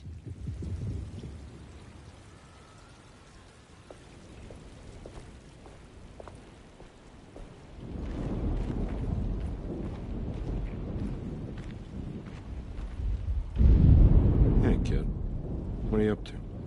Preparing for the ceremony. I don't want to disappoint Mother.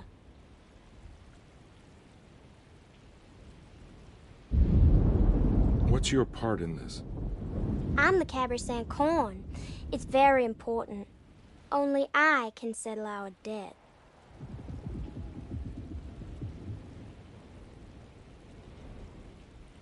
You know, I had my doubts, but you are in the right place, Grace. I think you might be right. For once.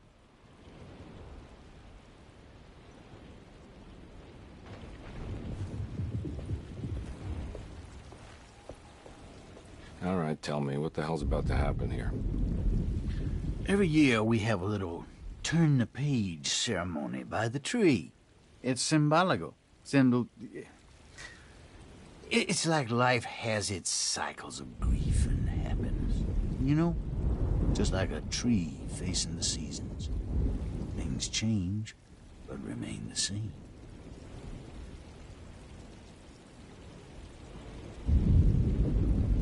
So this is basically New Year's Eve, but with a tree metaphor. Exactly. You're so smart. It's about starting again. I mean, who could use a positive message like that more than a bunch of lunatics like us?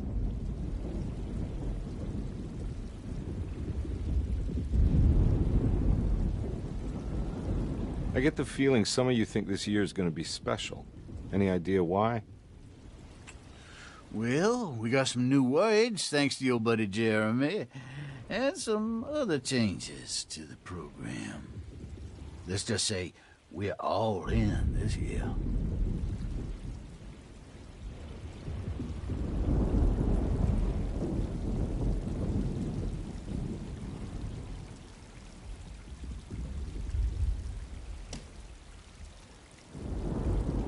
Everyone knows what to do? Y'all know the new words. Mrs. Thompson, we talked about this. I'm not sure everyone is comfortable. Doctor, I insist. This is important. We've waited for so long, Doctor. Let's just go with the old song. Not every change is an improvement. Boss, good or bad, we need to move forward. All in, Doc. Let's bet it all. But we don't know what we're dealing with. It'll be okay, Doctor. Better even.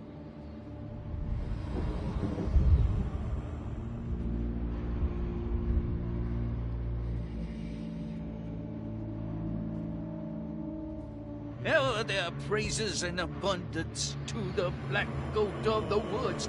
Hear us, brother. Take pity on us. Take pity on us.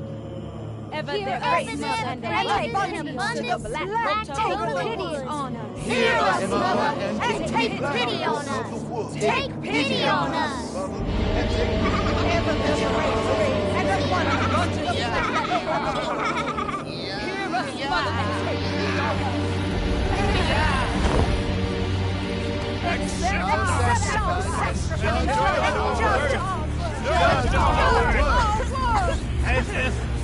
Stop! Are you crazy? This here's what needs to happen, Conway. Grace, stop! Stop! Shoot the ground! Shoot the ground!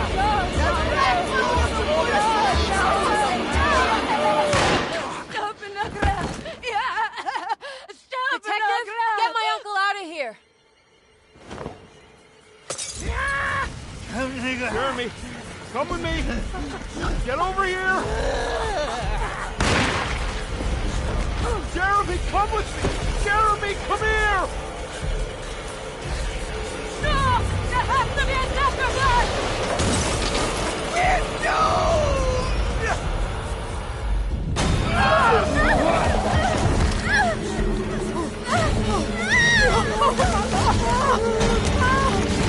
Jeremy! Come on.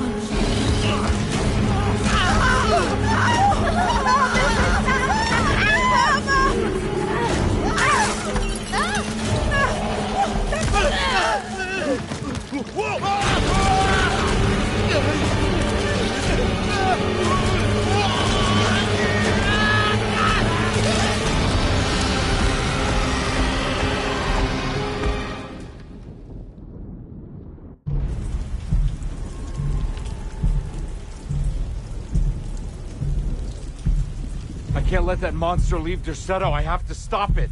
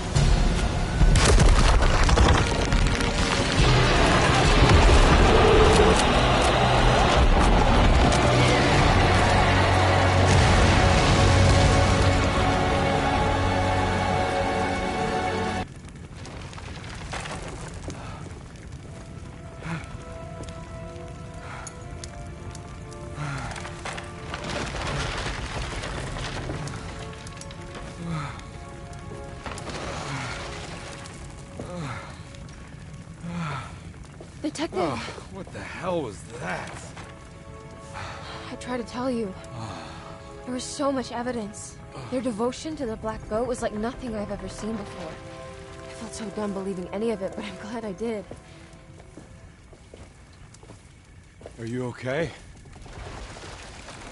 Everything is out of order. This isn't the way the story goes. I shouldn't be alive. Yeah. Well, you're welcome, buddy.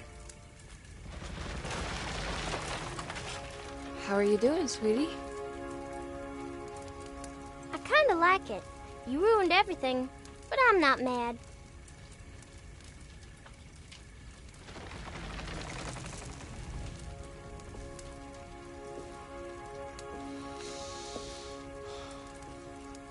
All right, you ready to head back to New Orleans? Come on, Jeremy. We're leaving. Can I come? I thought you said you didn't need saving. Don't leave her. She's important. Of course we're taking her with us. Yay, I'm important.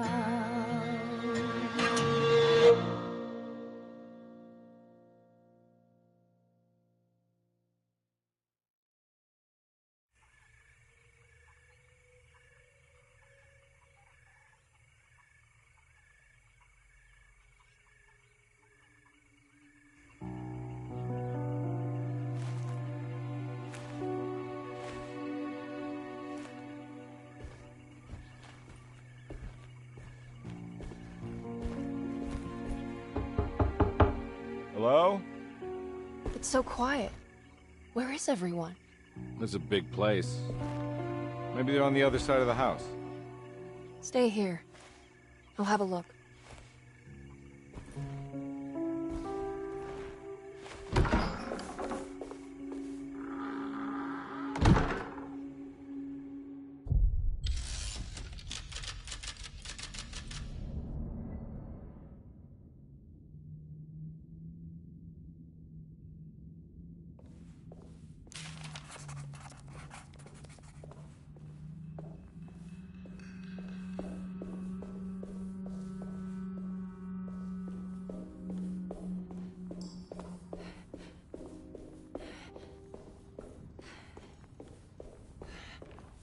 What's this?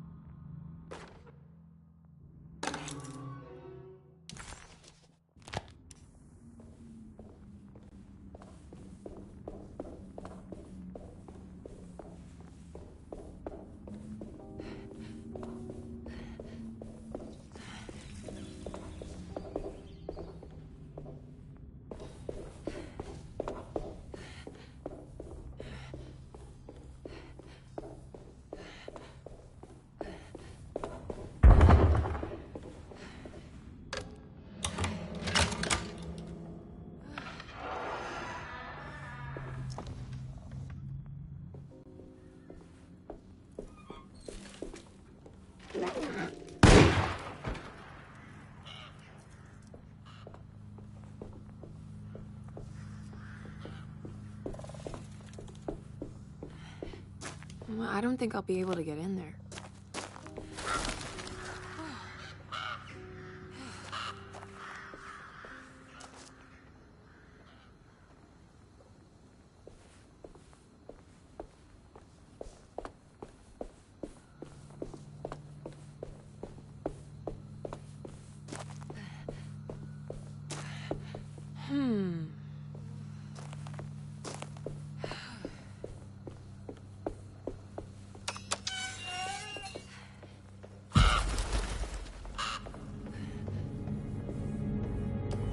I need the key.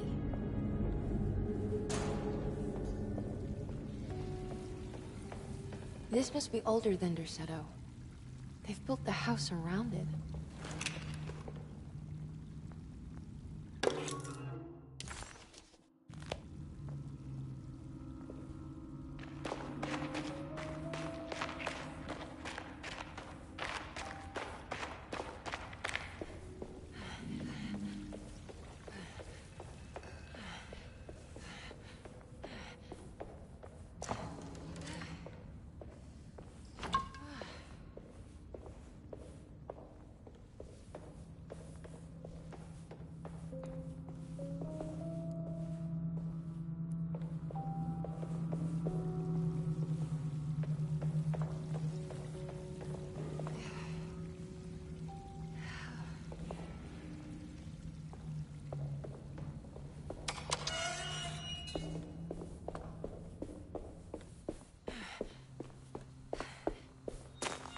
Well, I don't think I'll be able to get in there.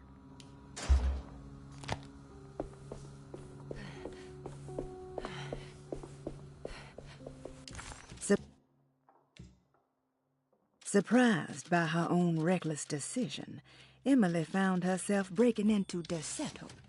She mulled over how to present her story in case she got caught, but couldn't think of anything that sounded convincing.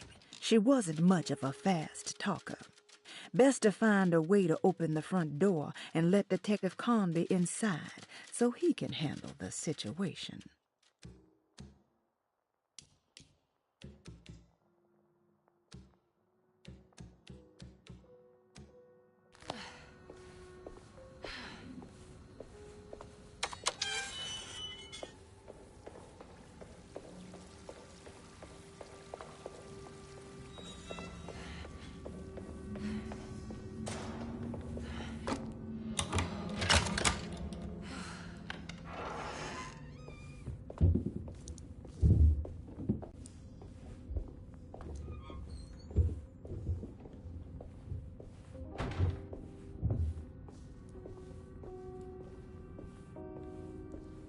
just take this.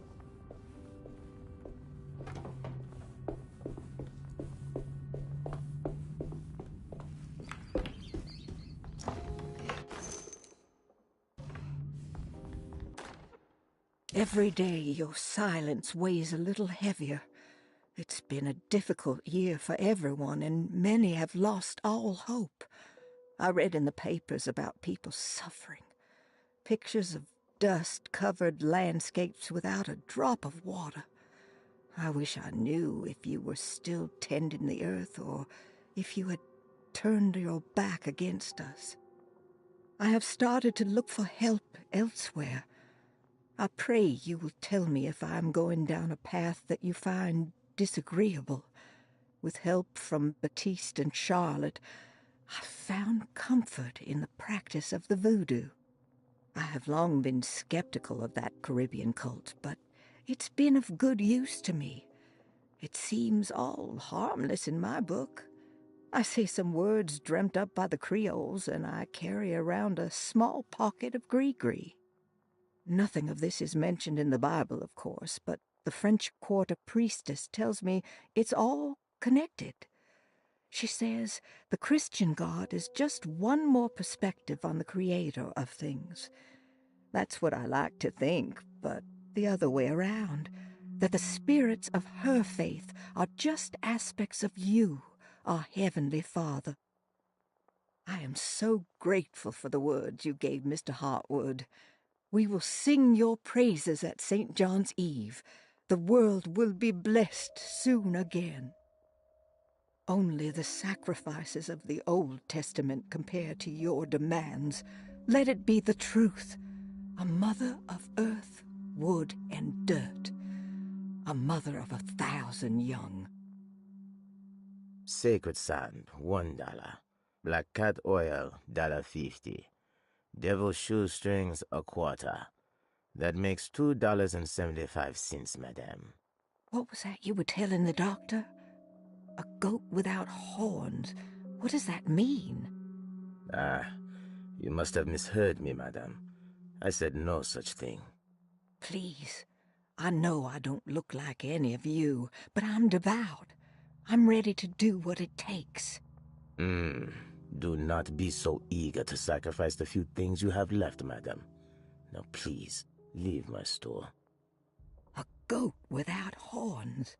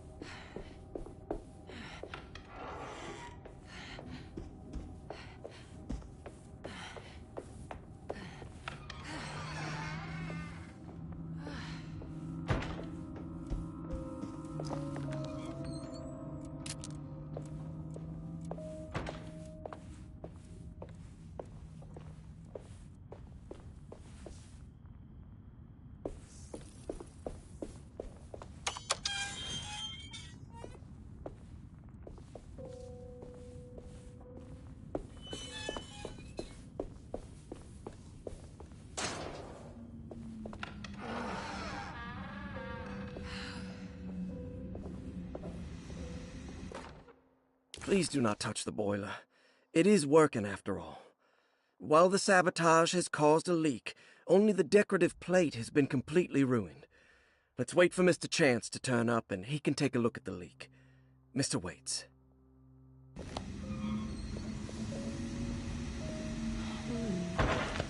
That doesn't look safe.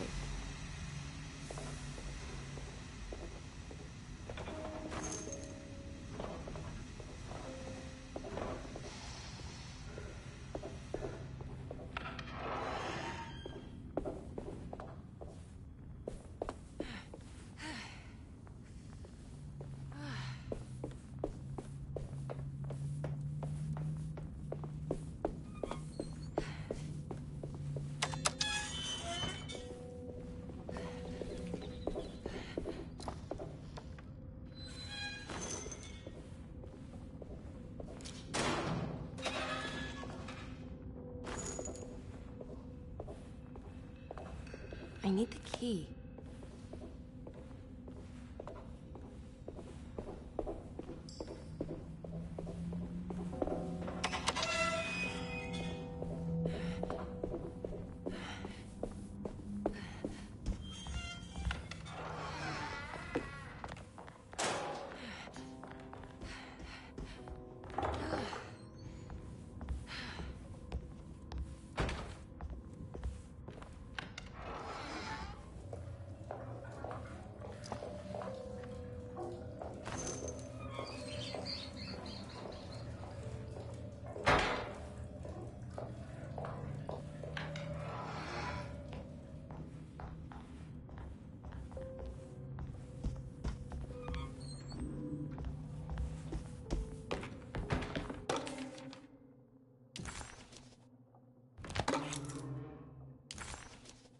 Ah, what's this?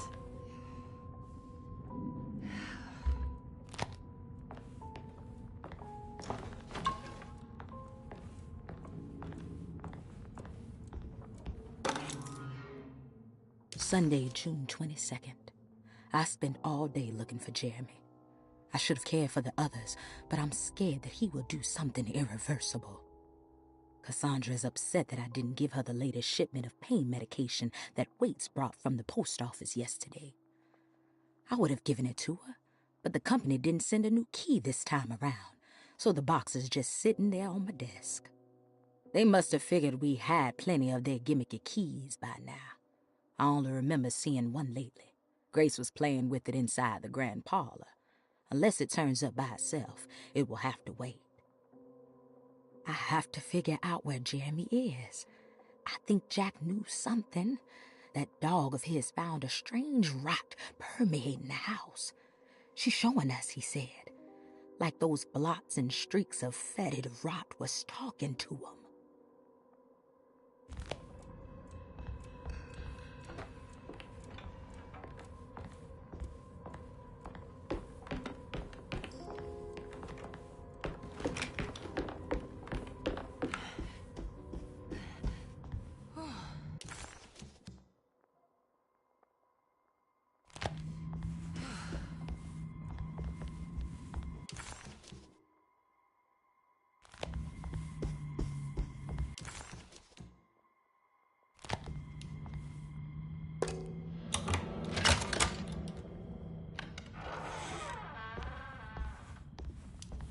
I need the key.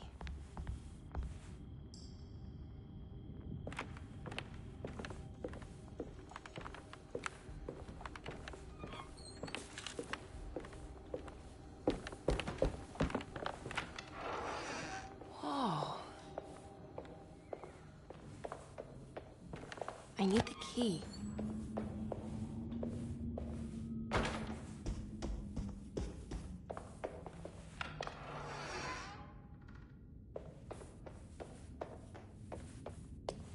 I need the key.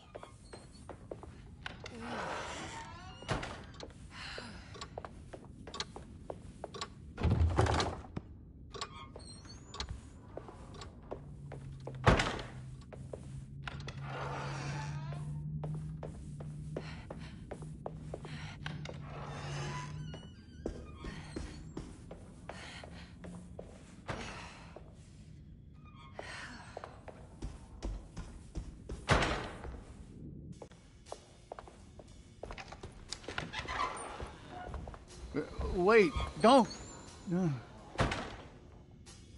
Excuse me? Do you know where I can find Jeremy Hartwood?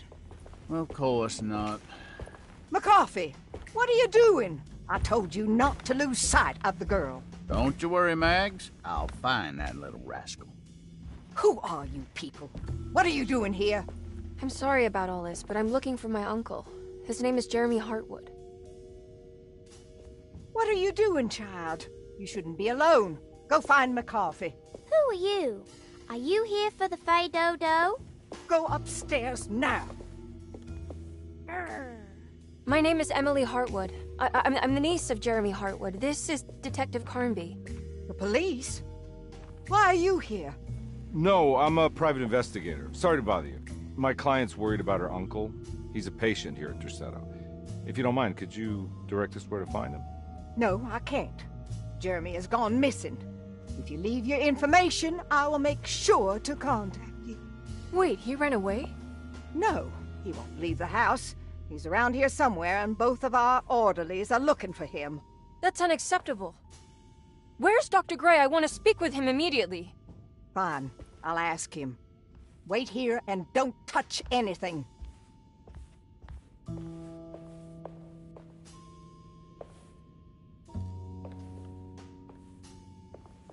Do you want to see Jeremy's room? Can you show us? Follow me.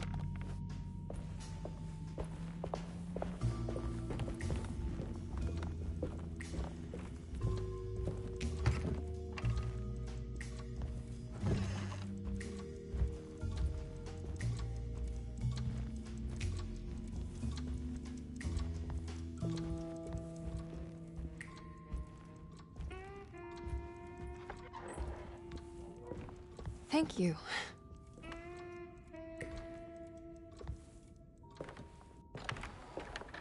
Strange kid. Let's look around, see what we can find.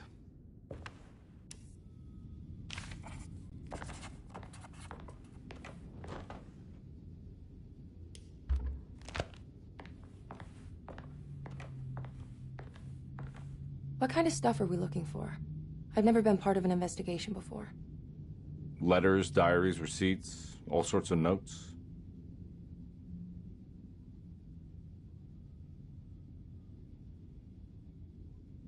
I've read about police analyzing teeth marks and blood samples and fingerprints to find criminals. Is that something you can do? No, that sounds more like the way the Bureau of Investigation does things. But, you know, if you do find teeth or blood, it's still worth mentioning.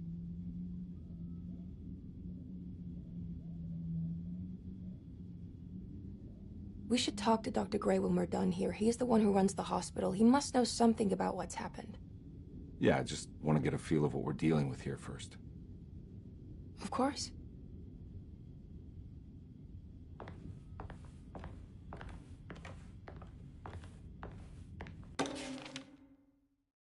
Every night the dark man stands opaque at the threshold of my room, counting the days until my spirit spills out of my tired shape. Only his pallid mask shelters my remaining sanity.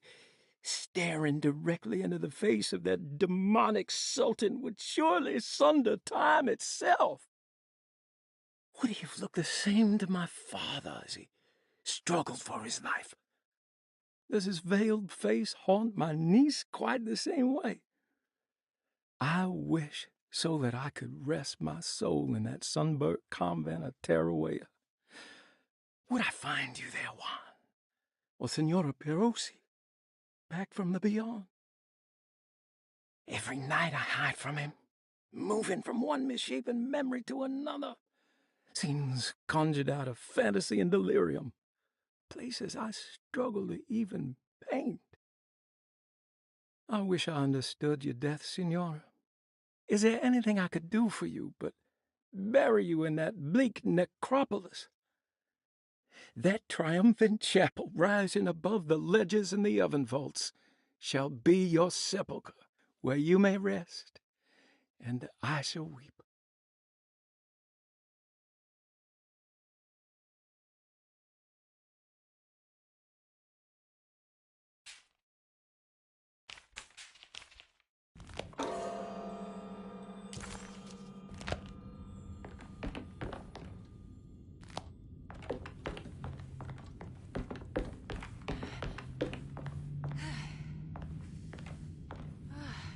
found a commonplace book. What's that? A notebook with all kinds of stuff in it. Do you know a place called Tarawea? Never heard of it. Is it close? I've no idea. Just seems like it was a place Jeremy wanted to visit. Good to know.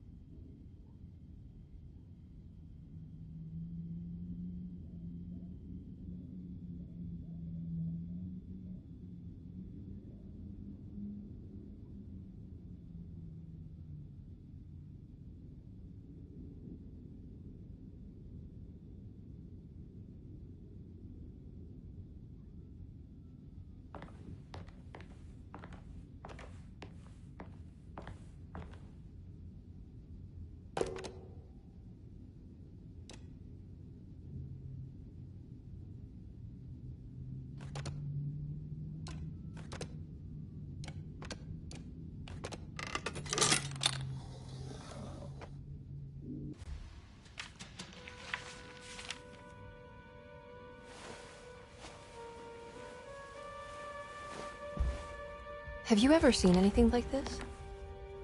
Looks like a talisman. You mean like this one?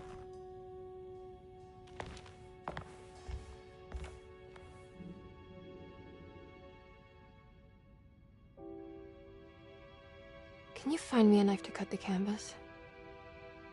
I want to take this with me. You want to take the painting? Sure, I'll find one.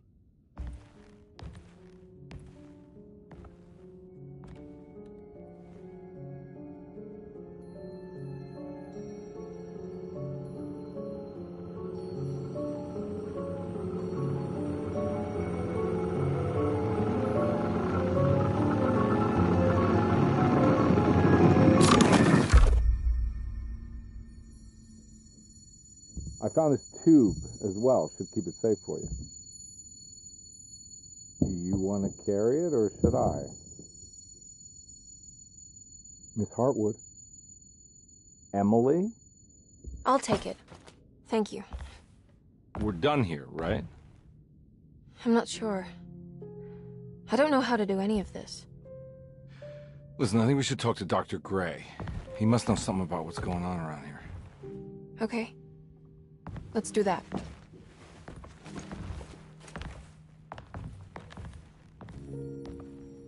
Come on, I don't want to be here all night.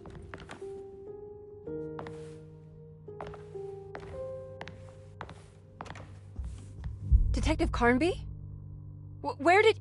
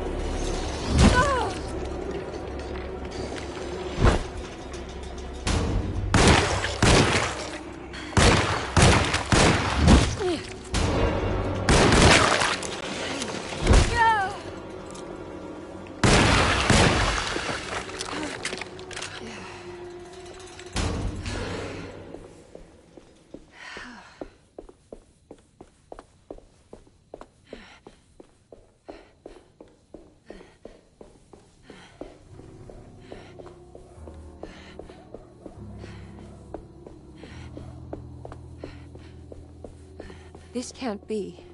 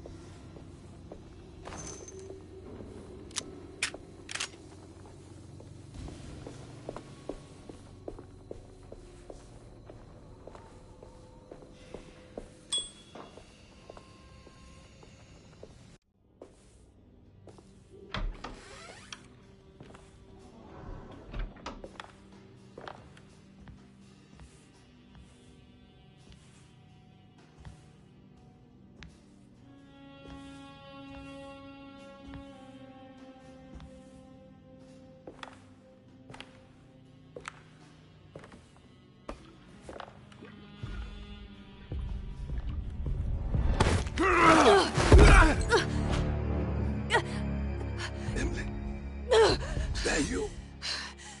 Baptiste? How'd you get here? I was back at Derceto.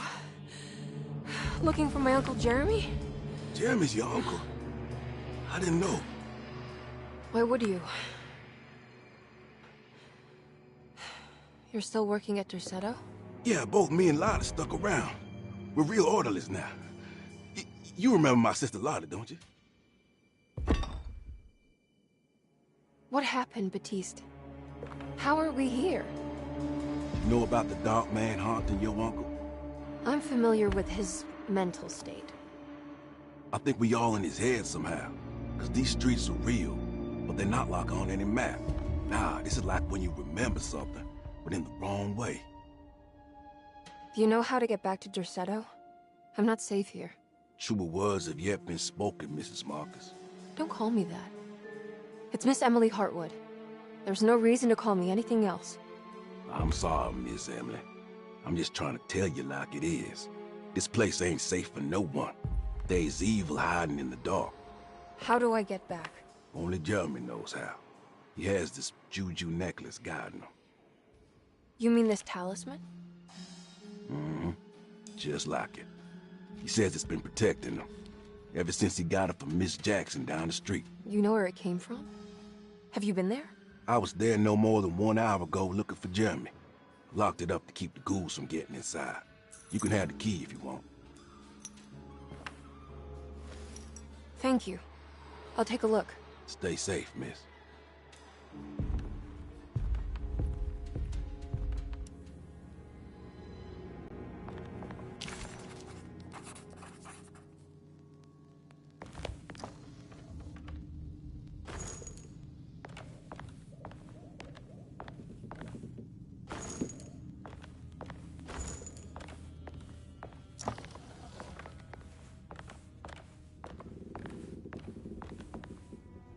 Are you staying here? For a while. Want to see if Jeremy shows up.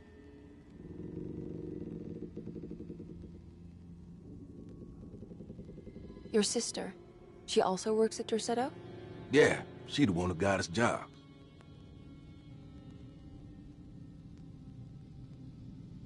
Be careful, okay? You said it, miss.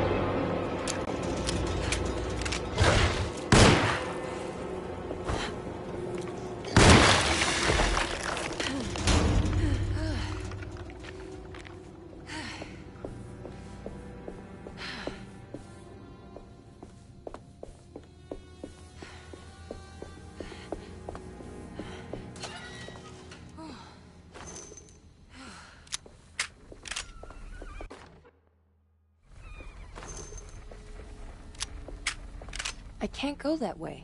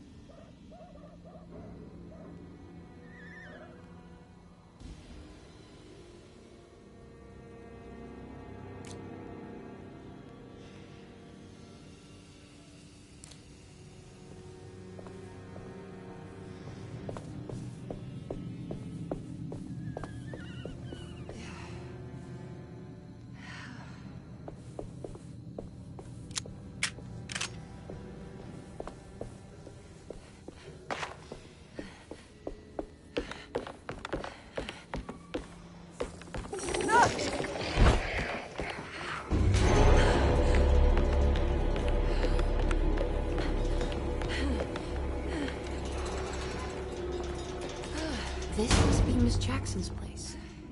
Let's see if we can find out more about Jeremy's talisman.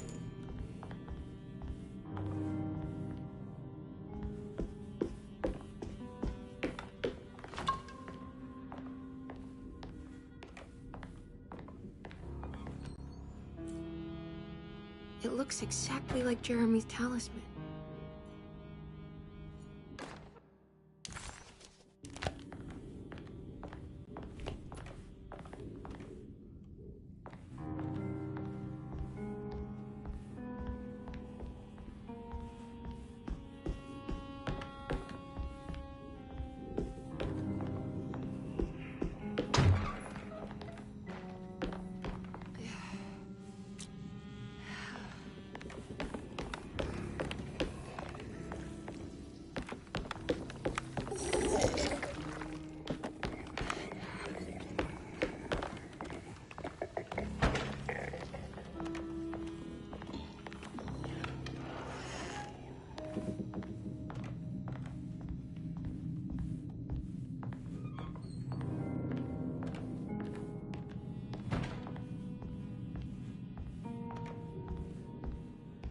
I think it's meant to hold the talisman.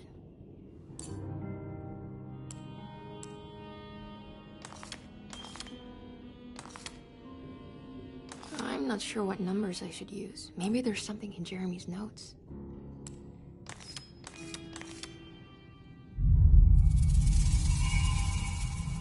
What's that picture in the glass? Where is that?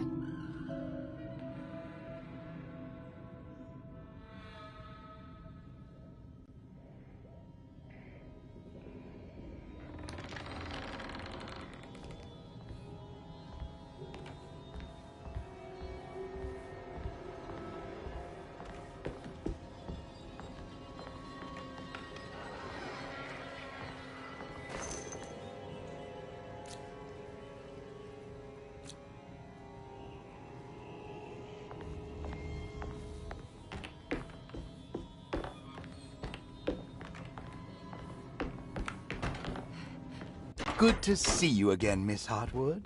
Mrs. Thompson told me you were here. She also alerted me that you brought a detective with you. I'm very curious to hear what this is all about. You don't remember me, do you, Miss Hartwood? We met at your family's house in the Garden District, when your uncle was about to be admitted under my care. No, I remember. Sorry. I'm not really feeling well. Oh, well, in that case, have a seat. Let me make you a drink. I don't seem to have made much of an impression on you. On the other hand, I can vividly recall you and your parents. Because of our cheerful disposition, I'm sure. You are far too intelligent to think that. You come from a joyless family, Miss Hartwood. The only amusement I took from my visit was discovering that the young lady's drink was an old-fashioned. Very astute. Is that supposed to make you seem attentive or intelligent? Whatever you prefer. Are you ready to tell me why you are here, Miss Hartwood? And why you brought a detective? I received a letter from my uncle. He seemed certain that he was in danger here. If I find out you're treating him badly, I'll be taking him back with me to New Orleans. Really? Is he going to live with you in your tiny garçonniere? That would be a spectacular way to ratify your spinsterhood. Because you are well aware that your father would never let him back in his house. No, I have it. Maybe you can bring him back up north. You've been wanting to move back for quite a few years, haven't you? You always preferred your mother's side of the family. Jeremy is free to leave with you. I won't object. However, there is one problem, as you might have learned. He is, in fact, missing. Do you know where he could have gone? No, I'm afraid I don't. I have my staff looking for him. I'm sure he will show up eventually. Especially if he learns that you are here. He is quite fond of you. What can you tell me about his condition? I never heard a proper diagnosis. What is your medical opinion of him? Well, let me think. He is an anxious man, depressed, even. He suffers from a perceived lack of order in his inner and outer life. He constantly complains about events not presenting themselves according to their divine nature. And the Dark Man? Hard to tell if it was ever anything specific. Jeremy uses the Dark Man as a psychological scapegoat to avoid facing the truth that he is in any way at fault. You don't think there can be any truth to the Dark Man's supernatural existence? Why would you ask that? Can we ever be sure? If the Dark Man is some sort of evil presence that is in possession of Jeremy? Well, I assure you, any evidence that you experience supporting that claim is purely delusional. Don't get caught up in mass hysteria, Miss Hartwood. You wouldn't want to take your uncle's place in this hospital, would you? I'll be leaving now, Doctor. I need to keep looking for my uncle. Do so, Miss Hartwood. I'll let you know if he shows up.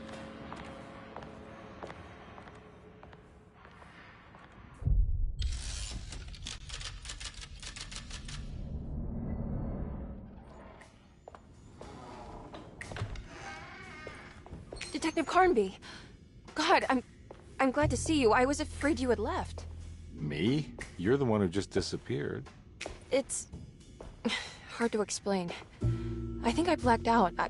It was like I went somewhere else. It's okay, miss. You're clearly upset. No, I don't know what's happening. This is a very stressful situation for you, I understand.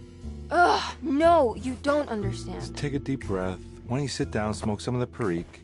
If you want, I could even drive you back to New Orleans. I just want to have a talk with Dr. Gray first. I want to stay. I found a talisman just like the one in the painting. I think I might be able to figure out where Tarawea is, where Jeremy wanted to go. That's great. Just stay out of trouble, okay? Let me handle the investigation.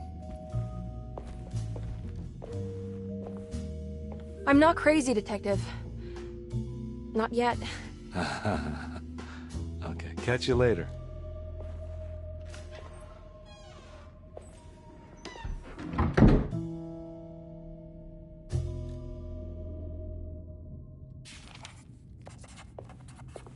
If a talisman like this can open up doors between the French Quarter and Derceto, then maybe Jeremy is hiding in some strange other world. Like Tarawea, the place he mentioned in the book. No matter where he is, it's clear that my search won't be limited to Derceto.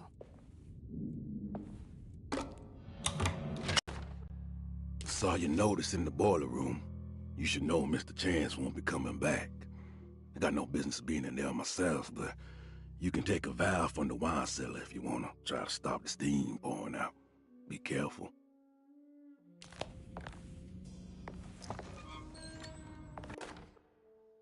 Dr. Elmore Lee Gray is Deceto's chief doctor. Accounting and all administrative work is handled by me, Paul Waits. Magdalena Thompson, or Mags, is responsible for the household. Jean-Baptiste and Charlotte Tabois are responsible for keeping the guests' medical regimens in check. Finally, Jack Chance is our gardener, who can occasionally be seen in the conservatory, but is for the most part busy outside. There are currently 6 guests at Derceto. Malcolm McCarthy and Ruth Tallant reside on the first floor. Jeremy Hartwood, Elisabetta Perosi, Grace Saunders, and of course Cassandra Beauregard live on the second floor.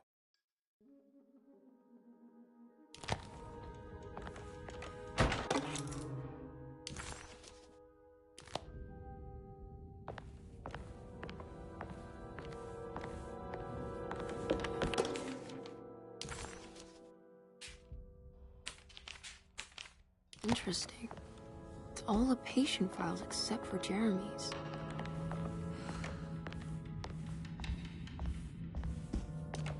I need the key.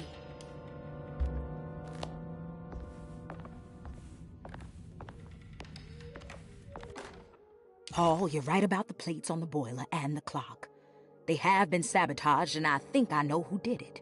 They have something to do with Jeremy's episodes and how he seems to disappear at night. Right now, it's important that you keep an eye out for any of the pieces.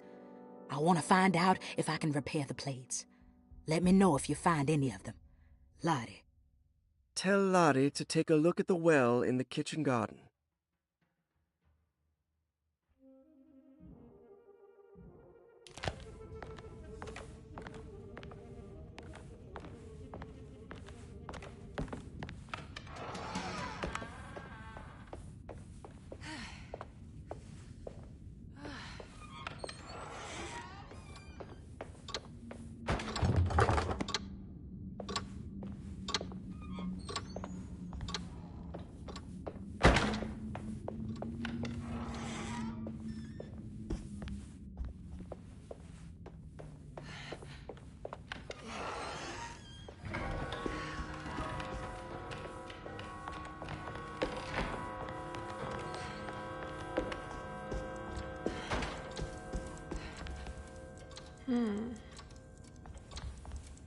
What's that stain? Looks like some kind of rot. This must be the clock mentioned in the Commonplace book. This looks like the thing that held the talisman in the French Quarter, but it's broken and missing some pieces. I need the key.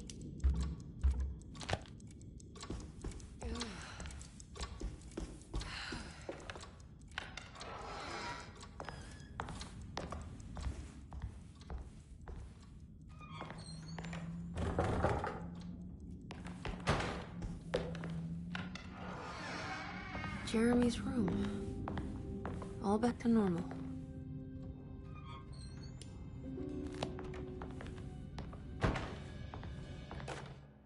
Emily's here.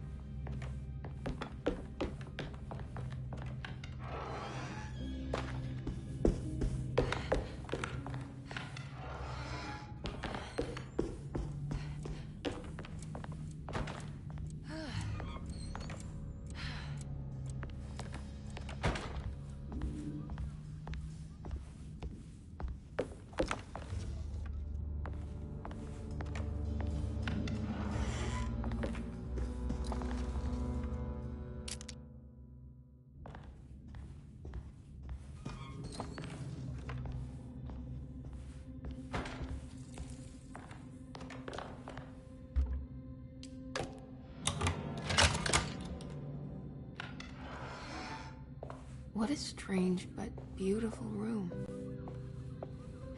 Are these zodiac signs? I did it! I crossed the thresholds to my intended destination without a focusing device. My talisman now knows these roads, and I have no need for the plates. I can find my way to Lafayette as easy as I find my own room. I visited the grave of my father and seen the oven waiting for me. Thank you for opening these doors. I now must summon my courage and go back to that hateful mound outside the oil rig. I hope you'll be feeling better when I return. Jeremy.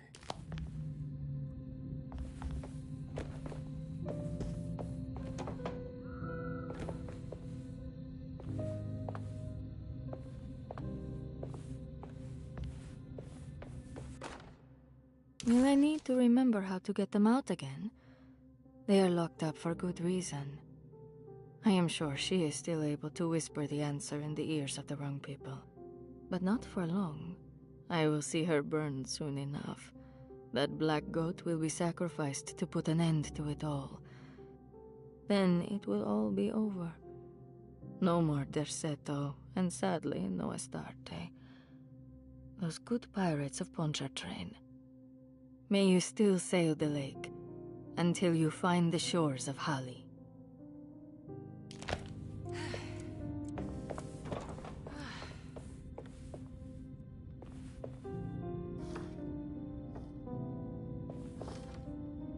There's some aggressive-looking rot on these paintings.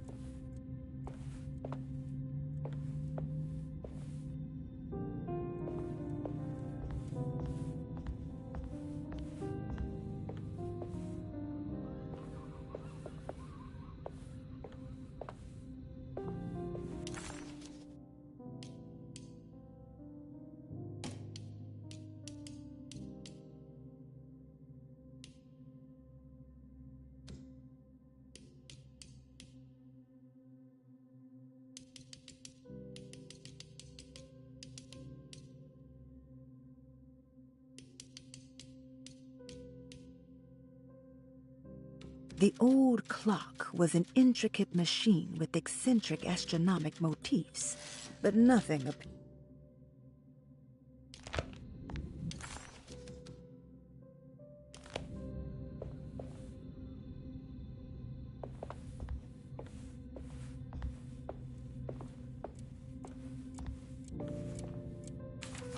The Astarte Artist Colony. I'm pretty sure they had a Mardi Gras crew called the Pirates of Pontchartrain when I was a child.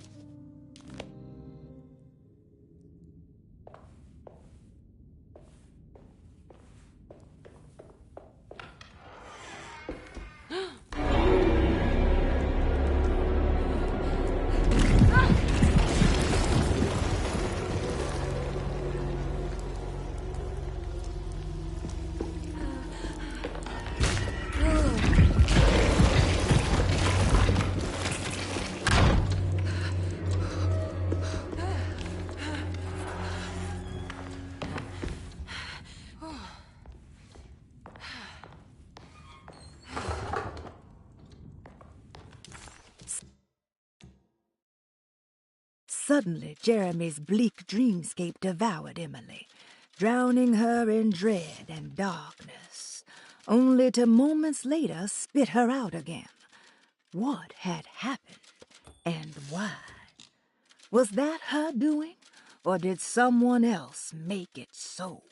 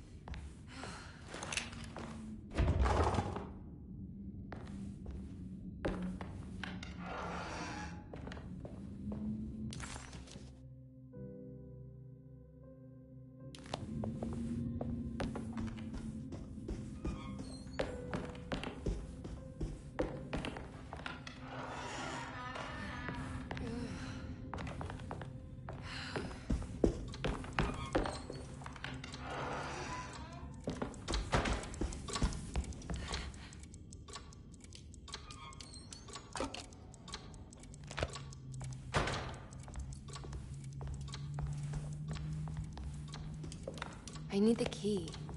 I need the key.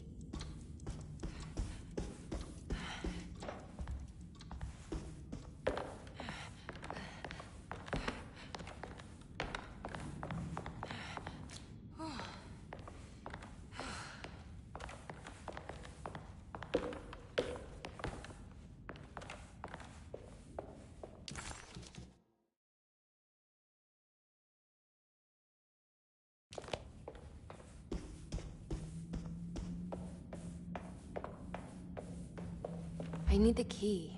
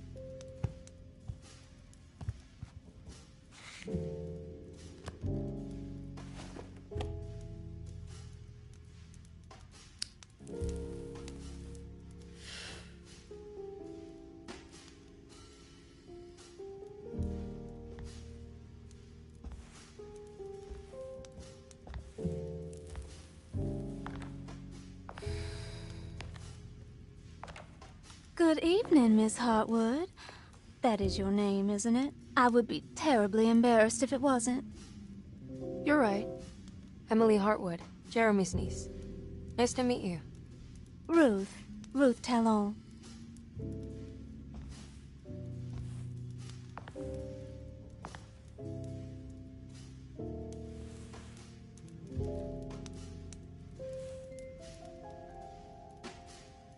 Is that Perique you're smoking? How terribly quaint. Maybe so, but I like it. Would you care to share some? That smell is making me feel very nostalgic.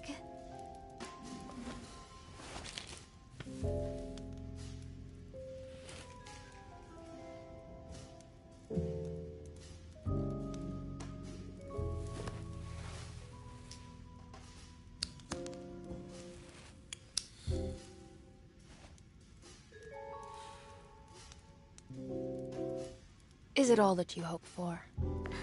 I enjoy your light mockery, Miss Hartwood. I can tell we would make great friends. How flattering. Too bad you're locked up in this place. Your insincerity is really refreshing. I wish you were mad as I am. Then you could stay. Give it a few years and I might just be. Lunacy is one of my family's few privileges. Oh, good. I'll be looking forward to it.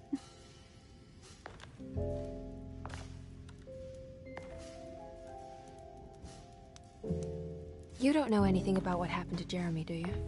Everyone here is really strange, and it's hard to know what to make of anything you hear. Occasionally, it sounds quite exciting, though. Good versus evil and all that. I'm sorry, but I don't think I have anything useful to share. It doesn't matter.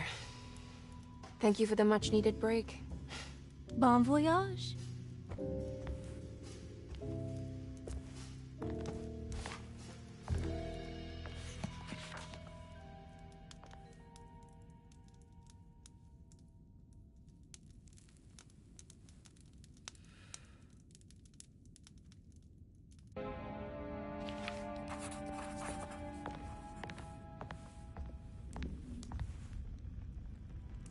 Are you reading anything good?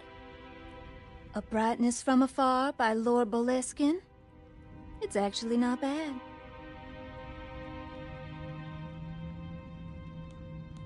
Do you know where Detective Carnby is? Oh, you don't need him. You're doing fine. I should probably go. Until next time, chérie.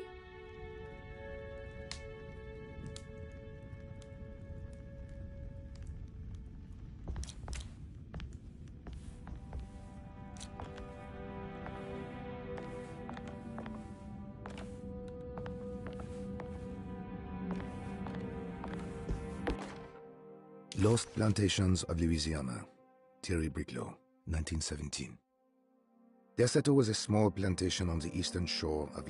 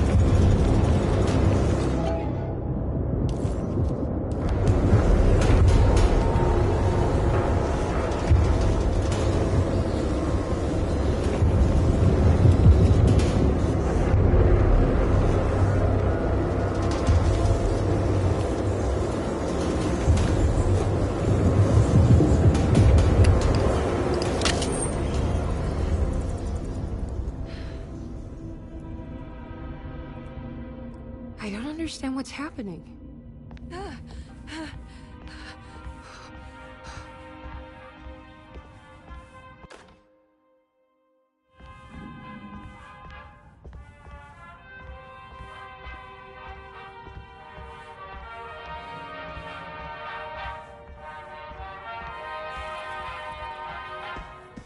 It's wet shut.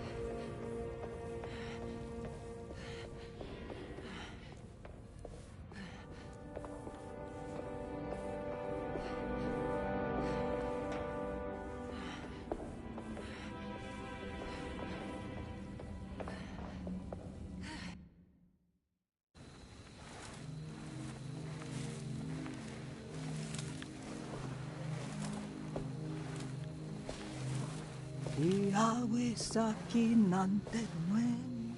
Mempramisaki nampet men le angeni man yo deshena. What are you doing sneaking around? You almost scared me to death. I'm sorry. I didn't mean to disturb your ritual. I wouldn't have guessed voodoo was in practice at a place like this. The doctor may be all about science, but I know these roots have power. You know what's going on here? I have a feeling Derceto is cursed. There are several players with stakes in this game. Derceto isn't cursed or blessed. It's a battleground. And it would all be a lot better if you could get your uncle out sooner than later. That's all I'm trying to do. I wish you the best of luck, Miss Harwood. I really mean that. Now, if you'll excuse me, I need to look after my gumbo.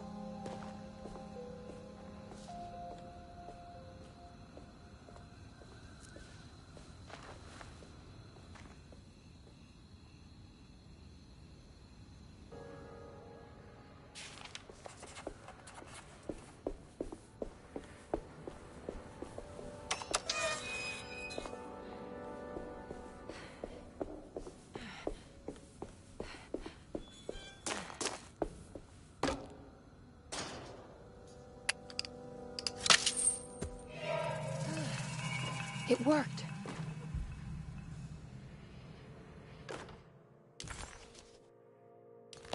Now what's this?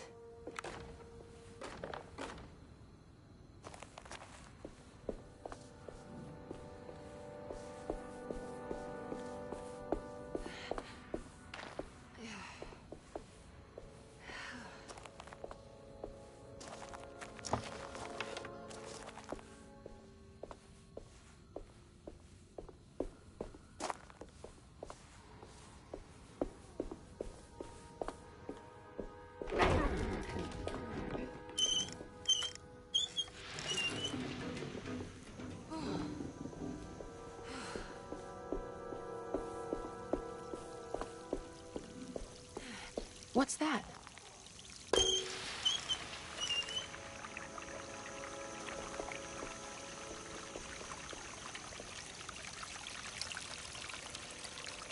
There we go.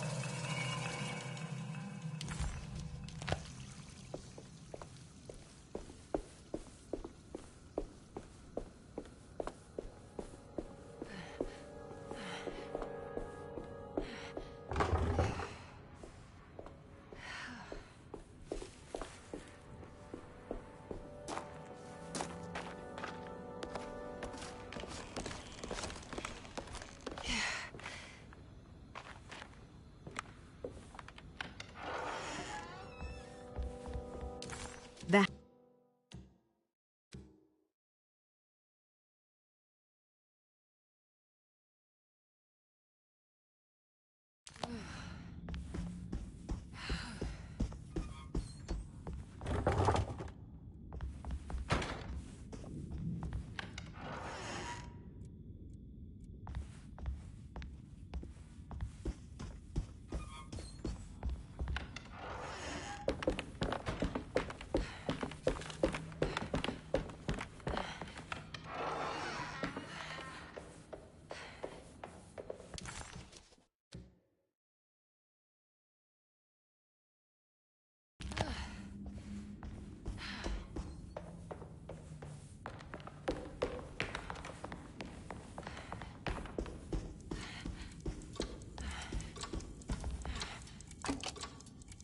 I've seen this somewhere.